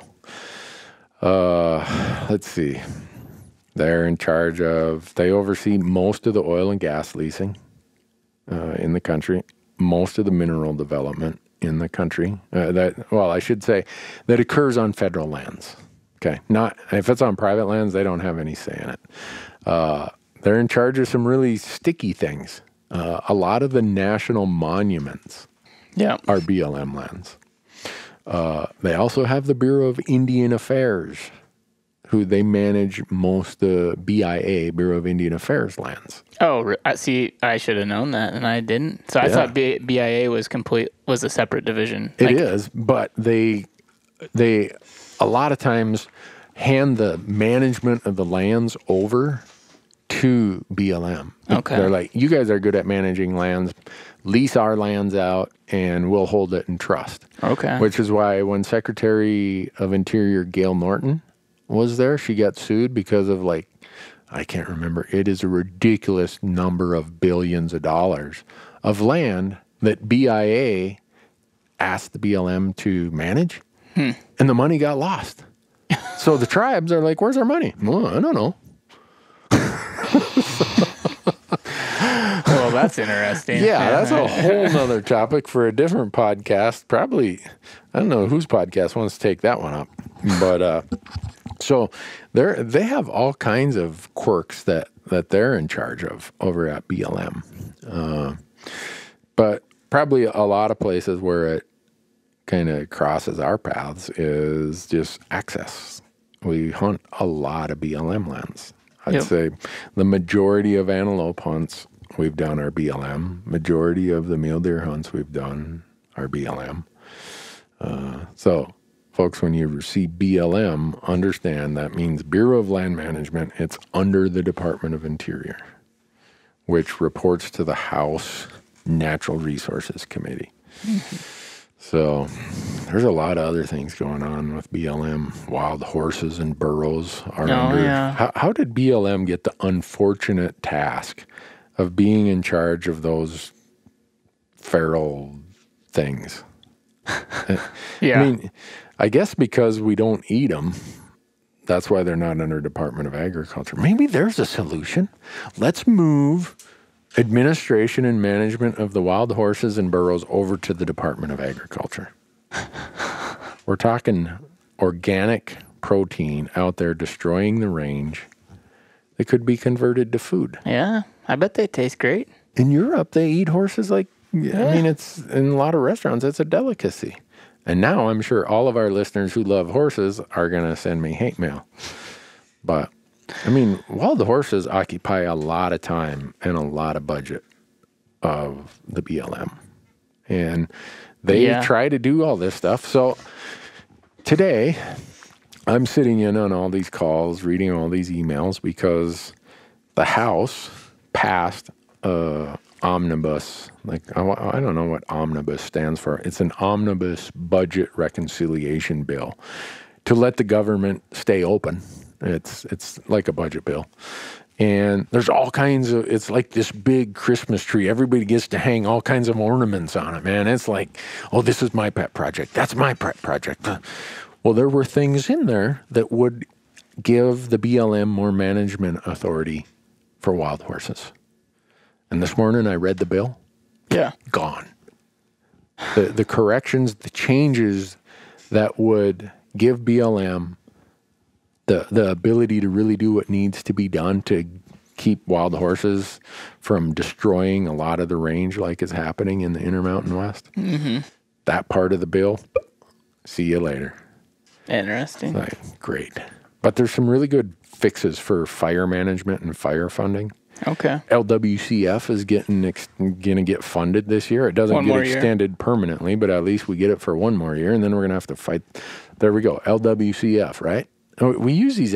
That's an accountant thing. We use these acronyms. The only people who use more acronyms than accountants are military guys. Yeah. When I'm hanging out with my friends who have a military background, I feel like they're talking in a foreign language. Everything has an acronym. And I will sometimes wonder if they know what the acronym stands for, or they just know the 3 or 4 or 5 letters. Yeah. Well, that's what that really means. LWCF, Land and Water Conservation Fund, is what that means. So it's a piece of legislation. So did we cover BLM? Marcus, you know a lot about the BLM. I don't know about that. I was just a range tech when I worked for the BLM. Am I missing anything that they're in charge of that they have to do? Well, you talked about, monuments and... Yeah. I mean... So I guess their biggest things, there's a lot of energy development that happens on BLM lands. There's a lot of cattle grazing that happens on BLM lands. There you go. Yeah, cattle grazing is a huge one. Two of the big things. Yeah. Yeah, their BLM is who's in charge of the land that Cliven Bundy says he owns down there in Bunkerville, Nevada. I'm going to be down there tomorrow. Oh, yeah. And Saturday. We're going to be down in Cliven's place. Maybe you can hang out. Yeah, it's BLM land, but it's Cliven might show up and tell us we got to leave. I don't know. Michael's over there laughing. No, we're going down there. I want to be part of this project, and we're doing this conservation film on sheep. So I'm going to Nevada to help install this water guzzler collection system. It's on BLM land, and it's right in the area where Cliven's cows are hanging out. Well, in Nevada, those guys are smart. Those volunteer groups, they've figured out a way to make these drinkers, they put these fences around them so that wild horses and stray cattle can't get in there.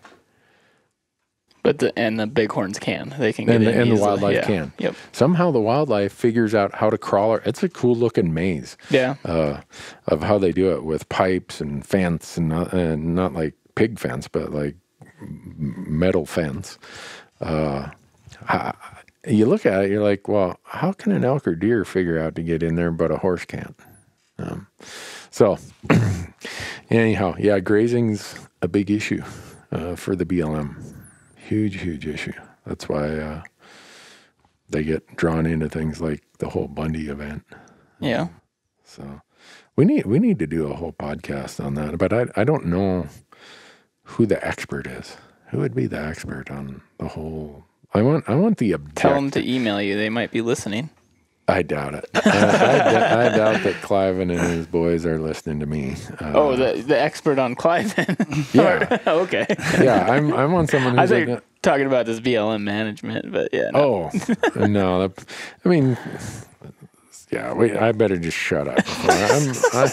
I'm going to lose. You know what? Even if YouTube doesn't close down our channel, by the time this podcast is over, I've probably got rid of every listener we have. Every sponsor we have is going to get hate mail. Did you listen to that podcast Newberg did the other day? You need to dump that guy. But I hope we're making civics somewhat entertaining here. That was the whole idea. When I started this, I typed at the header, civics with humor. Maybe I should have told people that's why we did all these tangents, was we wanted to make civics slightly interesting and a little more applicable. But one thing I would be curious about, if we could back up a little bit, is so there's the Department of Interior and Department of Agriculture, or sorry, Secretary of Interior and Secretary of Agriculture. Yep. How much sway and pull do they have versus the committees that are underneath them? Like what decisions do they get to make versus what the committees are making? That's really this is an interesting time for you to say that, because let's face it, if you read anything about land management in the West, Secretary Zinke is the lightning rod right now. Right. And the funny part is, if you look at it, if you engage in a lot of this stuff, if you get involved in some of the phone calls, some of the email loops back in DC, yeah, he's got some say, but most of this is coming from his bosses. He is, just like many other secretaries, that's why some secretaries leave. They're like, I'm tired of being, quote unquote, the big bureaucrat. Right. And this is no disrespect to Secretary Zinke, but right now he's just a really big bureaucrat. he's being told by Congress and by the president, here's what you're going to do. Right. And yeah, he's got some latitude about how he gets it done. But if he personally says, I don't want to do that, and the chairman of the House Natural Resources Committee calls him up and says, Secretary Zinke, you're going to do this, or we're not going to fund your budget, or we're going to pass a law that says you're going to do it, guess what? He's got to do it. Yeah. Regardless of what his personal feeling. And I'm not saying that as, he doesn't deserve some of the criticisms he's got, but he also is, the popular term today is shiny objects. Secretary Zinke, when it comes to a lot of these BLM land decisions, is the shiny object. Everybody's hacking on him. Yeah. When it's really the two committees in Congress and the president who are telling him, go do this. And he's a good soldier, right? He comes from a military background. He's going to do what he's told. He's not going to ask any questions. He's accustomed to following orders. So when I see a lot of these people or a lot of these groups or a lot of these movements make him like the Antichrist, I get it. What maybe the decision he's been told to make is something you disagree with, but he didn't make it all on his own. Very few of these did he say, you know what, I was riding my horse the other day and I decided we're going to do this. Oh, the odds are he got a call from someone in Congress who said, you know what, Secretary Zinke, you're going to do this. And if you don't like it, we'll find someone who will. I'm oversimplifying here, but that's a really good point, Marcus, about how much influence do they have. They have some, but their priorities are set by Congress. When the budget is set and then it goes over to the House or from the House to the Senate and they go back and forth about all these things and they always tack on all this other stuff and then they pass other little bills or get riders attached to other legislation. So kind of the way law works, Congress passes law. They tell the agency, here's the law. You come up with the regulations, the administrative rules that put the law into effect. So the only real latitude the agency has or the secretary has is their administrative rule of how are we going to enforce or put into effect the law passed by Congress. Secretary Zinke or Secretary Perdue at Agriculture, they have some latitude of their orders or what they're going to say, do this, do that. But it's all at the administrative level. It's not the absolute policy level of policy being what the law says you're going to do. So, yeah, as I watched this in the last year, where it's really heated up, I think a lot of people are playing right into the hands of those who want to either impair or somehow damage the institution of public lands in America. They're hoping everybody makes Secretary Zinke their target. Yeah. Because they're behind the scenes, the lobbyists who are there running Congress, they're the ones who really, they're using Congress to and the mechanisms Congress controls to implement these policies, whether you agree with them or disagree with them. That's how it's happening. And Secretary Zinke in the case of the guy who's getting the most heat, but you see it with Secretary Perdue when it's forestry issues and whatever. The real string pullers are Congress. And are they going to listen to constituents or are they going to listen to the lobbyists and the guys with the big checkbooks? Right. We just need to get some of them unelected. Yeah. So that was a lot into like the politics, I guess, side of all these agencies. Should we talk about the maybe more like hunting side of, in terms of, I mean, obviously that has a lot to do with hunting, with policy and what you can and can't do and what these lands are going to look like in the future. Right. But like, should we talk about like, say someone wants to come out west and hunt? Like, what can they do on these lands? Can they camp on these federal lands? Because we talked about that with the state, kind of, you know, how some places you can't camp or can't have a fire. So, and who knows what the future holds. But currently, I mean, what can you do on BLM, Forest Service, Fish Wildlife Service? I'm gonna let U.S. Fish and Wildlife Service lands be a little bit different. Right. Because there's a lot of refuge lands there, and to protect the wildlife values, they're a little more restrictive. Right. Yeah. And their lands are really small as a percentage of the total footprint. As the general rule, in most BLM lands and most Forest Service lands, you can have dispersed camping. Right. You can go hike, hunt, fish, camp, whatever you want. And then up to, like, what is it, usually 14 or 16 days? Something like that. I know the lowest number is 14 days, I think. In one spot. And then if you hiked another 5 miles, you can go stay there for another 14 days. Right. So these federal lands right now you can go do whatever you want on them. I shouldn't say whatever you want. So to protect, I mean, this is where, some people get upset about road closures, trail closures, seasonal or permanent restrictions on motorized travel or whatever. Well, Congress tells the agencies, back where I said, okay, I'm in Congress, I passed a law, you agency go come up with rules to enforce my laws. Some of the rules that they've come up with to conserve native wildlife habitat, to stop invasive weed spreading, to take into account wildlife, whether it's winter range or summer range or calving range or whatever. Sometimes they've come up with travel restrictions. Those aren't passed by Congress, but they're enacted by the agencies to fulfill some of the requirements Congress has set. Right. So, but that gets to what can you do on those lands? You can come out and enjoy them. You can hike just about all of them.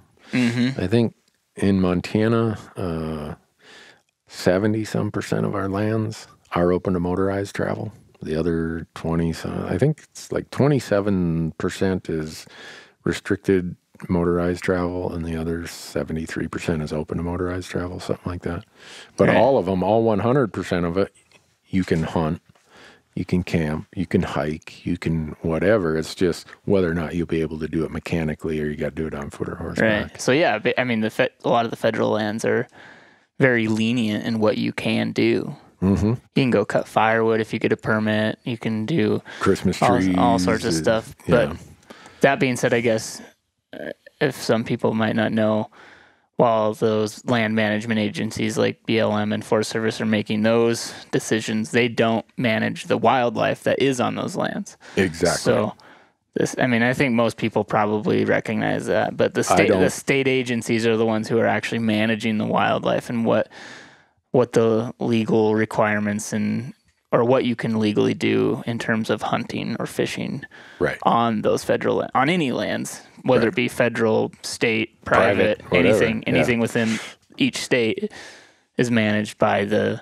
state game agencies. Right. And when you say most people know that, I say you're wrong. Okay. I say you have that perspective because you spent 4 years in a university curriculum about fish and wildlife management. If you go out and read our Hunt Talk forum right now, you go out and read any of the hunting forums, because right now some people are finding out, I didn't draw my tag. Or, in a lot of states, residents get 90% of the tags and non-residents get 10% or whatever. Each state has a different percentage. Or in Montana, we've written the book on how to lay the leather to the non-resident. I mean, the non-resident pays 20, 25 times what we pay as residents. It's pretty crazy. Yeah, it's crazy. Again, a whole nother podcast. We as residents, any resident of Montana who wants to complain about our resident fees should have their hunting and fishing privileges jerked for 5 years. But anyhow. Bring on the hate mail now. Yeah. I'm sure I'm going to get beat up at the coffee shop one of these mornings. But really, our resident fees are that low. But that's another topic. But your point, Marcus, of these, there's no connection between who owns the land and how the hunting opportunity gets allocated. Yeah. That is a court case from 1842 called Martin versus Waddell. The United States Supreme Court heard a case where some guy who owned the tide flats said, those shellfish are mine. Well, at low tide, you can't go out there and get those shellfish. I'm simplifying here. And so they went to court, and the court said, no, you own the land, but you do not own the shellfish. And people can go and fish or take the fish or whatever they want. And the court went on to this court decisions often have a lot of why we concluded what we did. When you think about it, at that time, these people, some of these justices, knew some folks who fought in the Revolution, I'm sure. I mean, 1842 was not that long after the American Revolution and the signing of our Constitution and everything else. these people remembered that a lot of folks came to the United States because they didn't want to get hanged for shooting the king's deer or an arm cut off because they ate one of his rabbits. You can't deny that that was something that when the colonists came, they didn't want the king to own the deer. And that court case kind of cemented that. Mm-hmm. And then there's been court case after court case after court case since then. And what that case said is it took an old Roman law principle called public trust doctrine. And public trust means there's some assets that can't be held individually, like water, like air, things that move across the landscape without respect for boundaries. Mm-hmm. Wildlife. That court case said in the United States, the wildlife is held in trust for the citizens of that state. 10th Amendment, right, says states' rights. If the states did not grant the right to the federal government at the time we became a country, it's a state right. So by default, everything is a state right unless they specifically granted it to the feds. So this is not federal wildlife held in trust. When an elk moves from Montana to Wyoming, it goes from being held in trust for Montana citizens to being held in trust and managed for Wyoming citizens. Mm-hmm. Every Western state, according to law in the United States, if they wanted to, and some states do, like North Dakota, I can't apply for an elk tag in North Dakota. It's residents only. South Dakota, I can't apply for an elk tag. It's residents only. I get that. It's their state. They manage the wildlife in trust for their citizens, regardless of whether it's on federal land, state land, or private land. So the fact that Colorado gives 30% of their deer tags to non-residents, I'm happy as hell because by law, they don't have to give us any. Mm-hmm. So back to your point of people getting upset about this stuff because they confuse the connection of the wildlife somehow being part of the property right. Yeah. That's not the case in the United States. Even though in some states it's kind of become that way through fencing and through introduction of private herds in these shooting enclosures and mostly stuff. One state. Yeah. But let's take that to it. Let's say that it was that way. That, okay, I should be able to come and hunt in Montana. 1/3 of Montana's tags should be allocated to non-residents because 1/3 of the land is private or is public or federal. That's the rationale that's kind of used.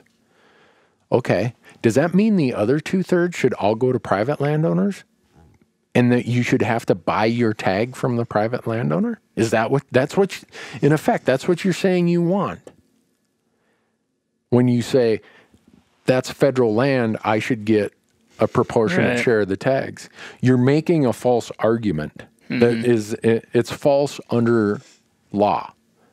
That there is no connection between who owns the land and the wildlife, who gets opportunity for the wildlife that lives there, flies there, swims there. But when people don't get their tags this time of year, it pops up on every forum. We have an old video. One of our first videos on our YouTube channel is called The King's Deer.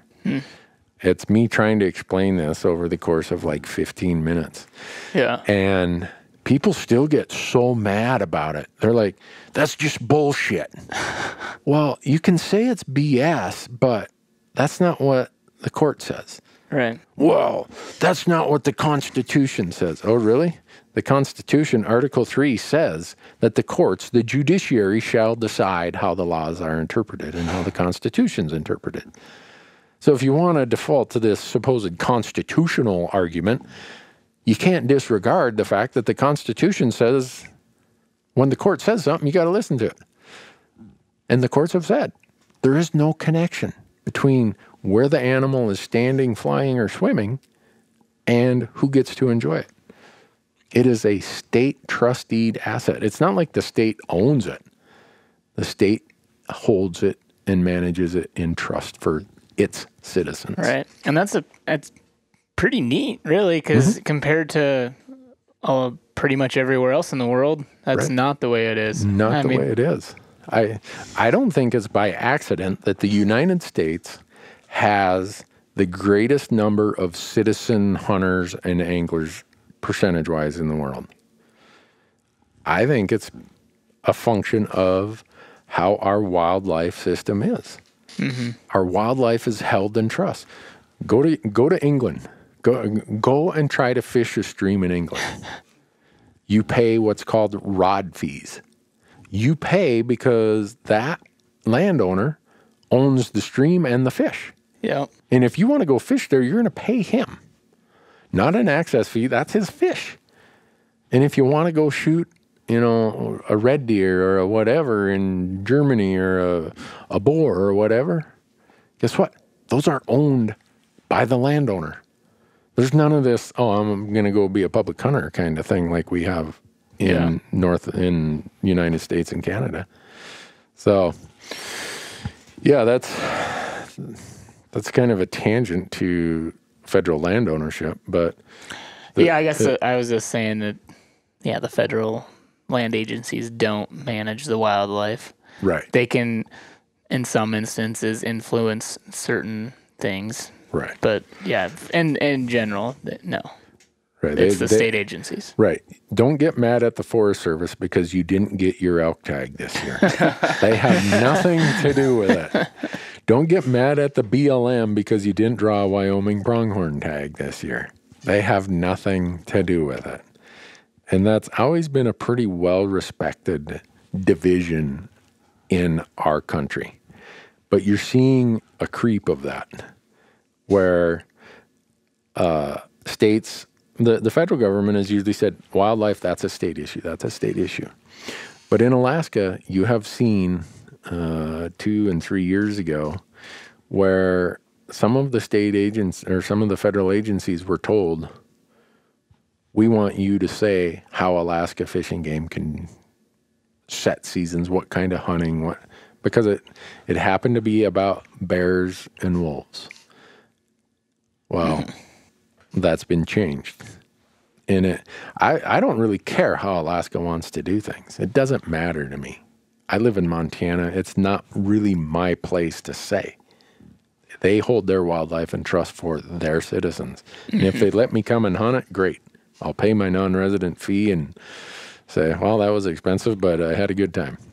What does bother me is a precedent where we start violating this separation of state wildlife management as the states being the managers of the wildlife and holding it in trust for their citizens.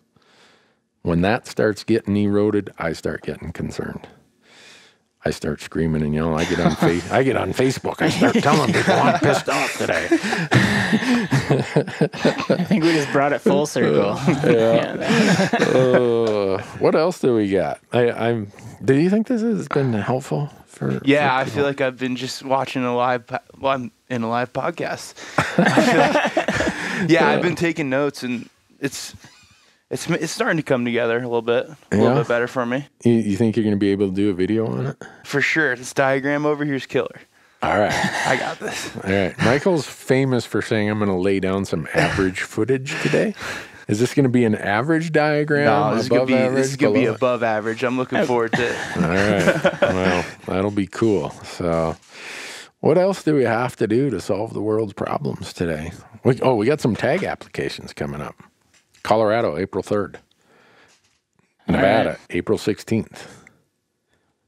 Idaho, moose, goat, and sheep, May 1st or April 30th. Montana, moose, goat, and sheep, April 30th, right? I'm amazed with your ability to remember all these dates off the top of your head. If you're a CPA, your life is driven by dates. Okay? I can't even remember Montana's, and I've been doing it, as long as I could hunt. Well, and I can't even remember the deadlines for Montana. But we need to snag a moose, goat, or sheep tag again this year. That would be great if one of the states wants to give one to us. Yeah. Did you guys watch so we're getting ready. This is a good shameless plug for our Amazon channel, right? Go out to Amazon if you're a subscriber to Amazon Prime.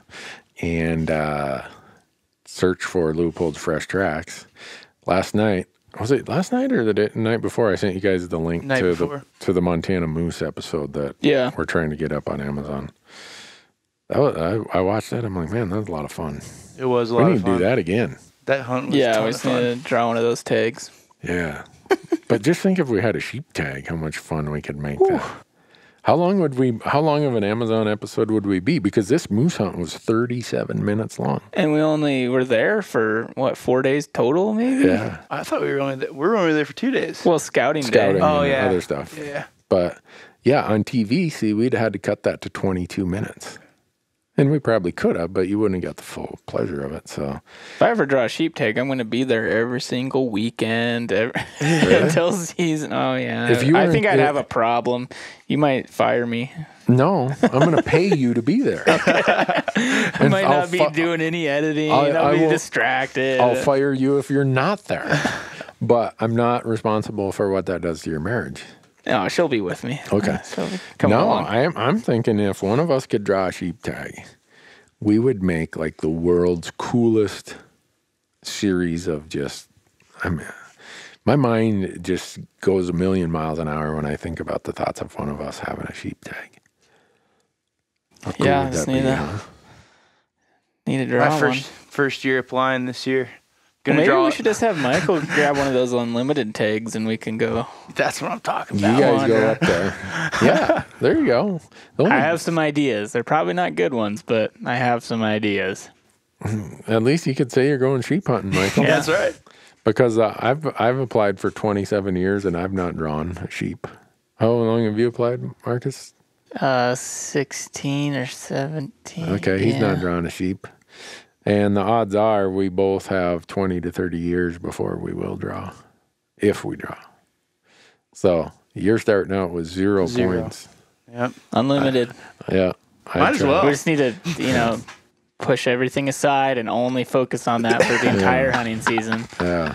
And probably won't see a legal ram. Yeah. The other thing that'll be coming up is Montana pronghorn, but I don't know if I'm even applying for Montana pronghorn this year. Oh, really? Not even get an archery tag? I don't think so. I'm a pronghorn nut, but I feel so bad for those pronghorn in eastern Montana this winter. I might apply for a tag and burn it to save a pronghorn. Okay.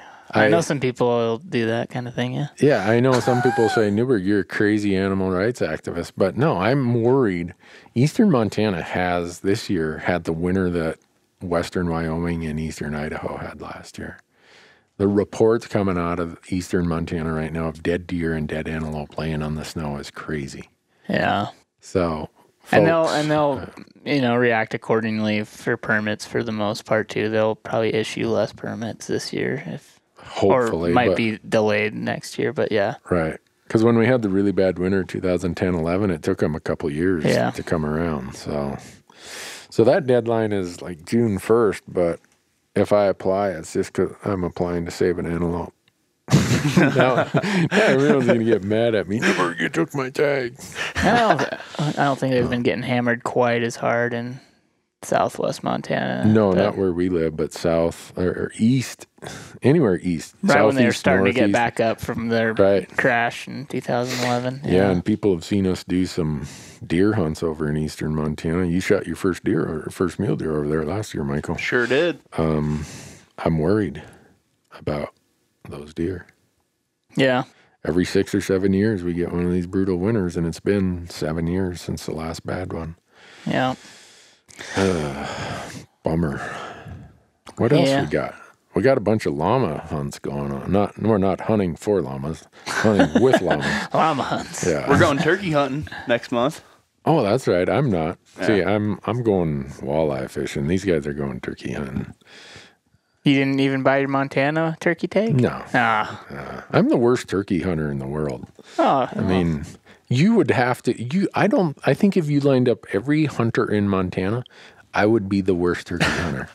But you've got one. I bet you there's I've shot 2 of them. Well, there you go. I bet you there's people who've never shot one. Well, that's probably because they've not spent as much time out in the woods as I have. I've never shot one really on purpose. It's been an incidental, how do they call it in fishing? An incidental catch or something. So, yeah, you guys, when they said, hey, can you send some good ambassadors to go turkey hunting? I said, I got you guys right here.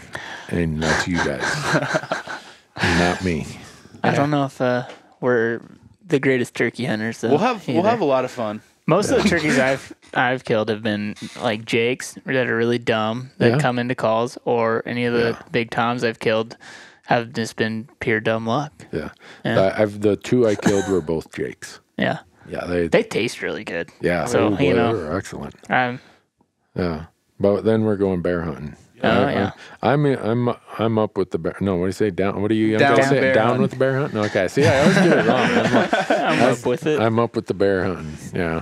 So, we're going to be doing that in Montana and Alaska, and someday though we got to do that trifecta: the Montana, Idaho, Wyoming bear hunt. Well, maybe if can you just buy them over the counter in all three states? Yeah. Yeah. The hard part is getting public land film permits for all three. Yeah. That's what stumped us last year. We couldn't get enough film permits. So quick question. Yep. The film permitting process, does that matter within the state agencies? Like, are there some places that you're allowed to go and film without a film permit? Or So again, that's a federal state thing. Okay. The states all have different rules. Most states say, don't worry about it. Just we don't have enough resources to try extract a pound of flesh from you for a film permit. Except Arizona. Arizona is like killer. It's more expensive than the feds by a long ways to get a film permit in Arizona. So, but then a lot of people may or may not know this. I think more people know it because we've talked about it before, but we have to get a film permit if we're on BLM land or if we're on Forest Service land. Yep. Because we're making a commercial use of the land just like someone who's grazing or logging or whatever. Unfortunately, they spend way more resources on our permit than what they charge us. And they charge us a lot. Yeah. I mean, I know that last year, when I was doing this year's budget, last year we paid $15,600 for film permits to the BLM and Forest Service, and this year it's going to be even more. And so, I feel like I'm paying my fair share for the use of these lands. So let's see, at $1.50 animal unit per month, AUM animal unit month. That's the grazing rate. So I'm maybe I can do the math. Maybe I can't. I should probably pull up an Excel spreadsheet. I'm trying to think of how many cows I could graze for on that same land. I could graze 10,000 cows for a month for what I paid in film permits last year. Or I could graze 800 cows year round for what I paid in film permits. So who do you think has the greater impact on the land?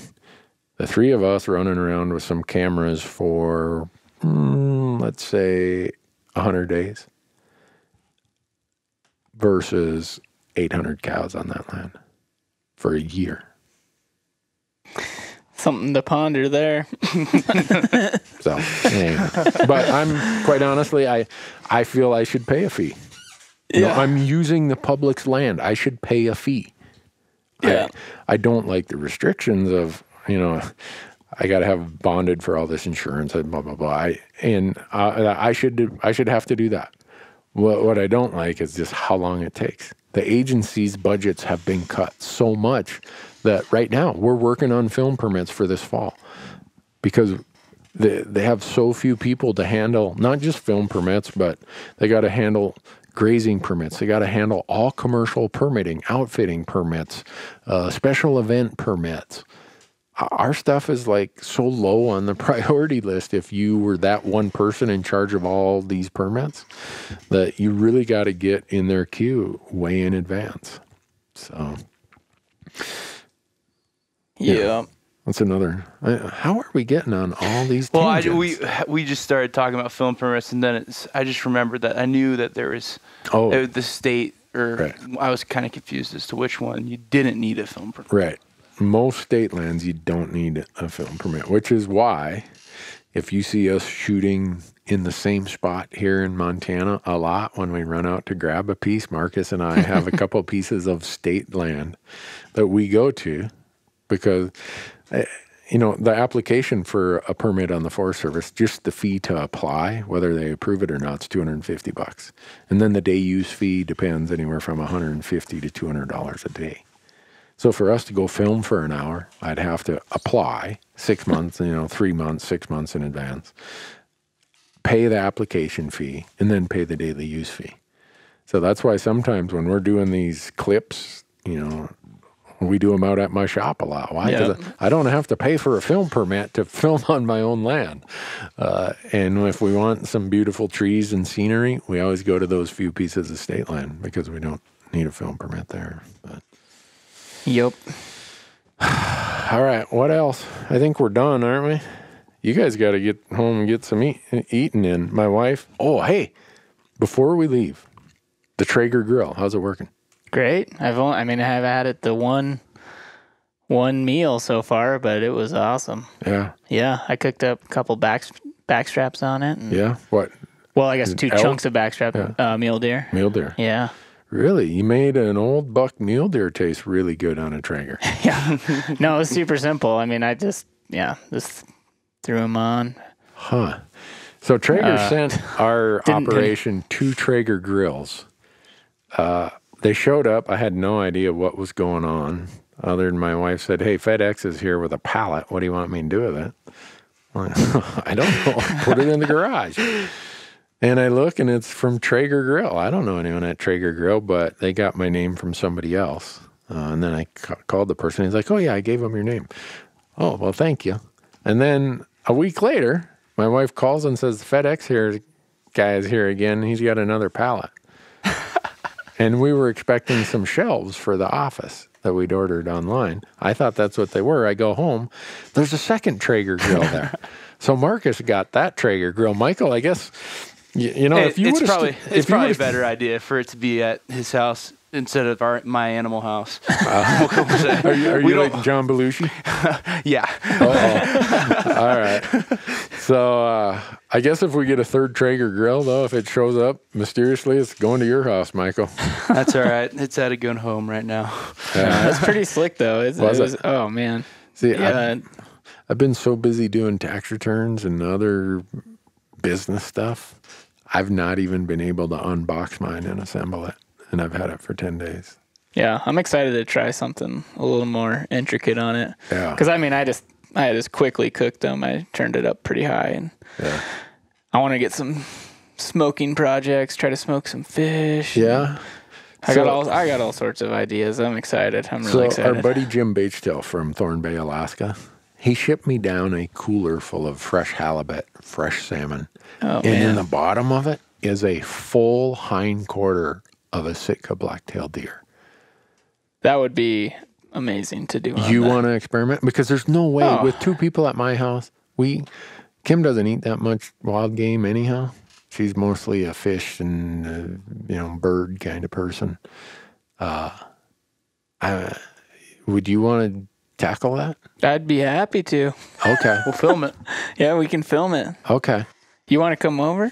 Yeah, trust me. That was. I thought that was implied. I'll bring beer and dilly bars. We can get a bunch of people. We can invite all sorts of people and. Okay. Well, a Sitka blacktail ham isn't that big. Well, yeah. I guess it's. How much smaller are they than a whitetail? Like a Montana whitetail? It's about 70%. 75%. Okay, that's a lot of food, though. Yeah. Oh, no, it's a big chunk. I'm like, it took up the whole bottom of the cooler. I'm like, what is this? And it said Sitka blacktail bone-in ham. Nice. And he sent me a recipe he wants us to use with it. It's his favorite recipe. So cool. Yeah. You up for it with the Traeger? Let's do it. All right. That sounds great. Okay. I'm in town all next week after I get back from Nevada on Sunday. Sounds good.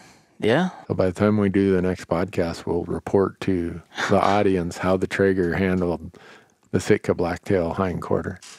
Watching Hank Shaw in Arizona cook so much stuff with bones in and stuff, I'm going to start doing that. Oh, yeah. And I've done it before because we've salvaged a couple of roadkill fawns, and they've been really good. You know, cook the whole egg and it's really good, and that does feed a lot of people. So I imagine this will be still more meat than those. Yeah. Oh yeah. So.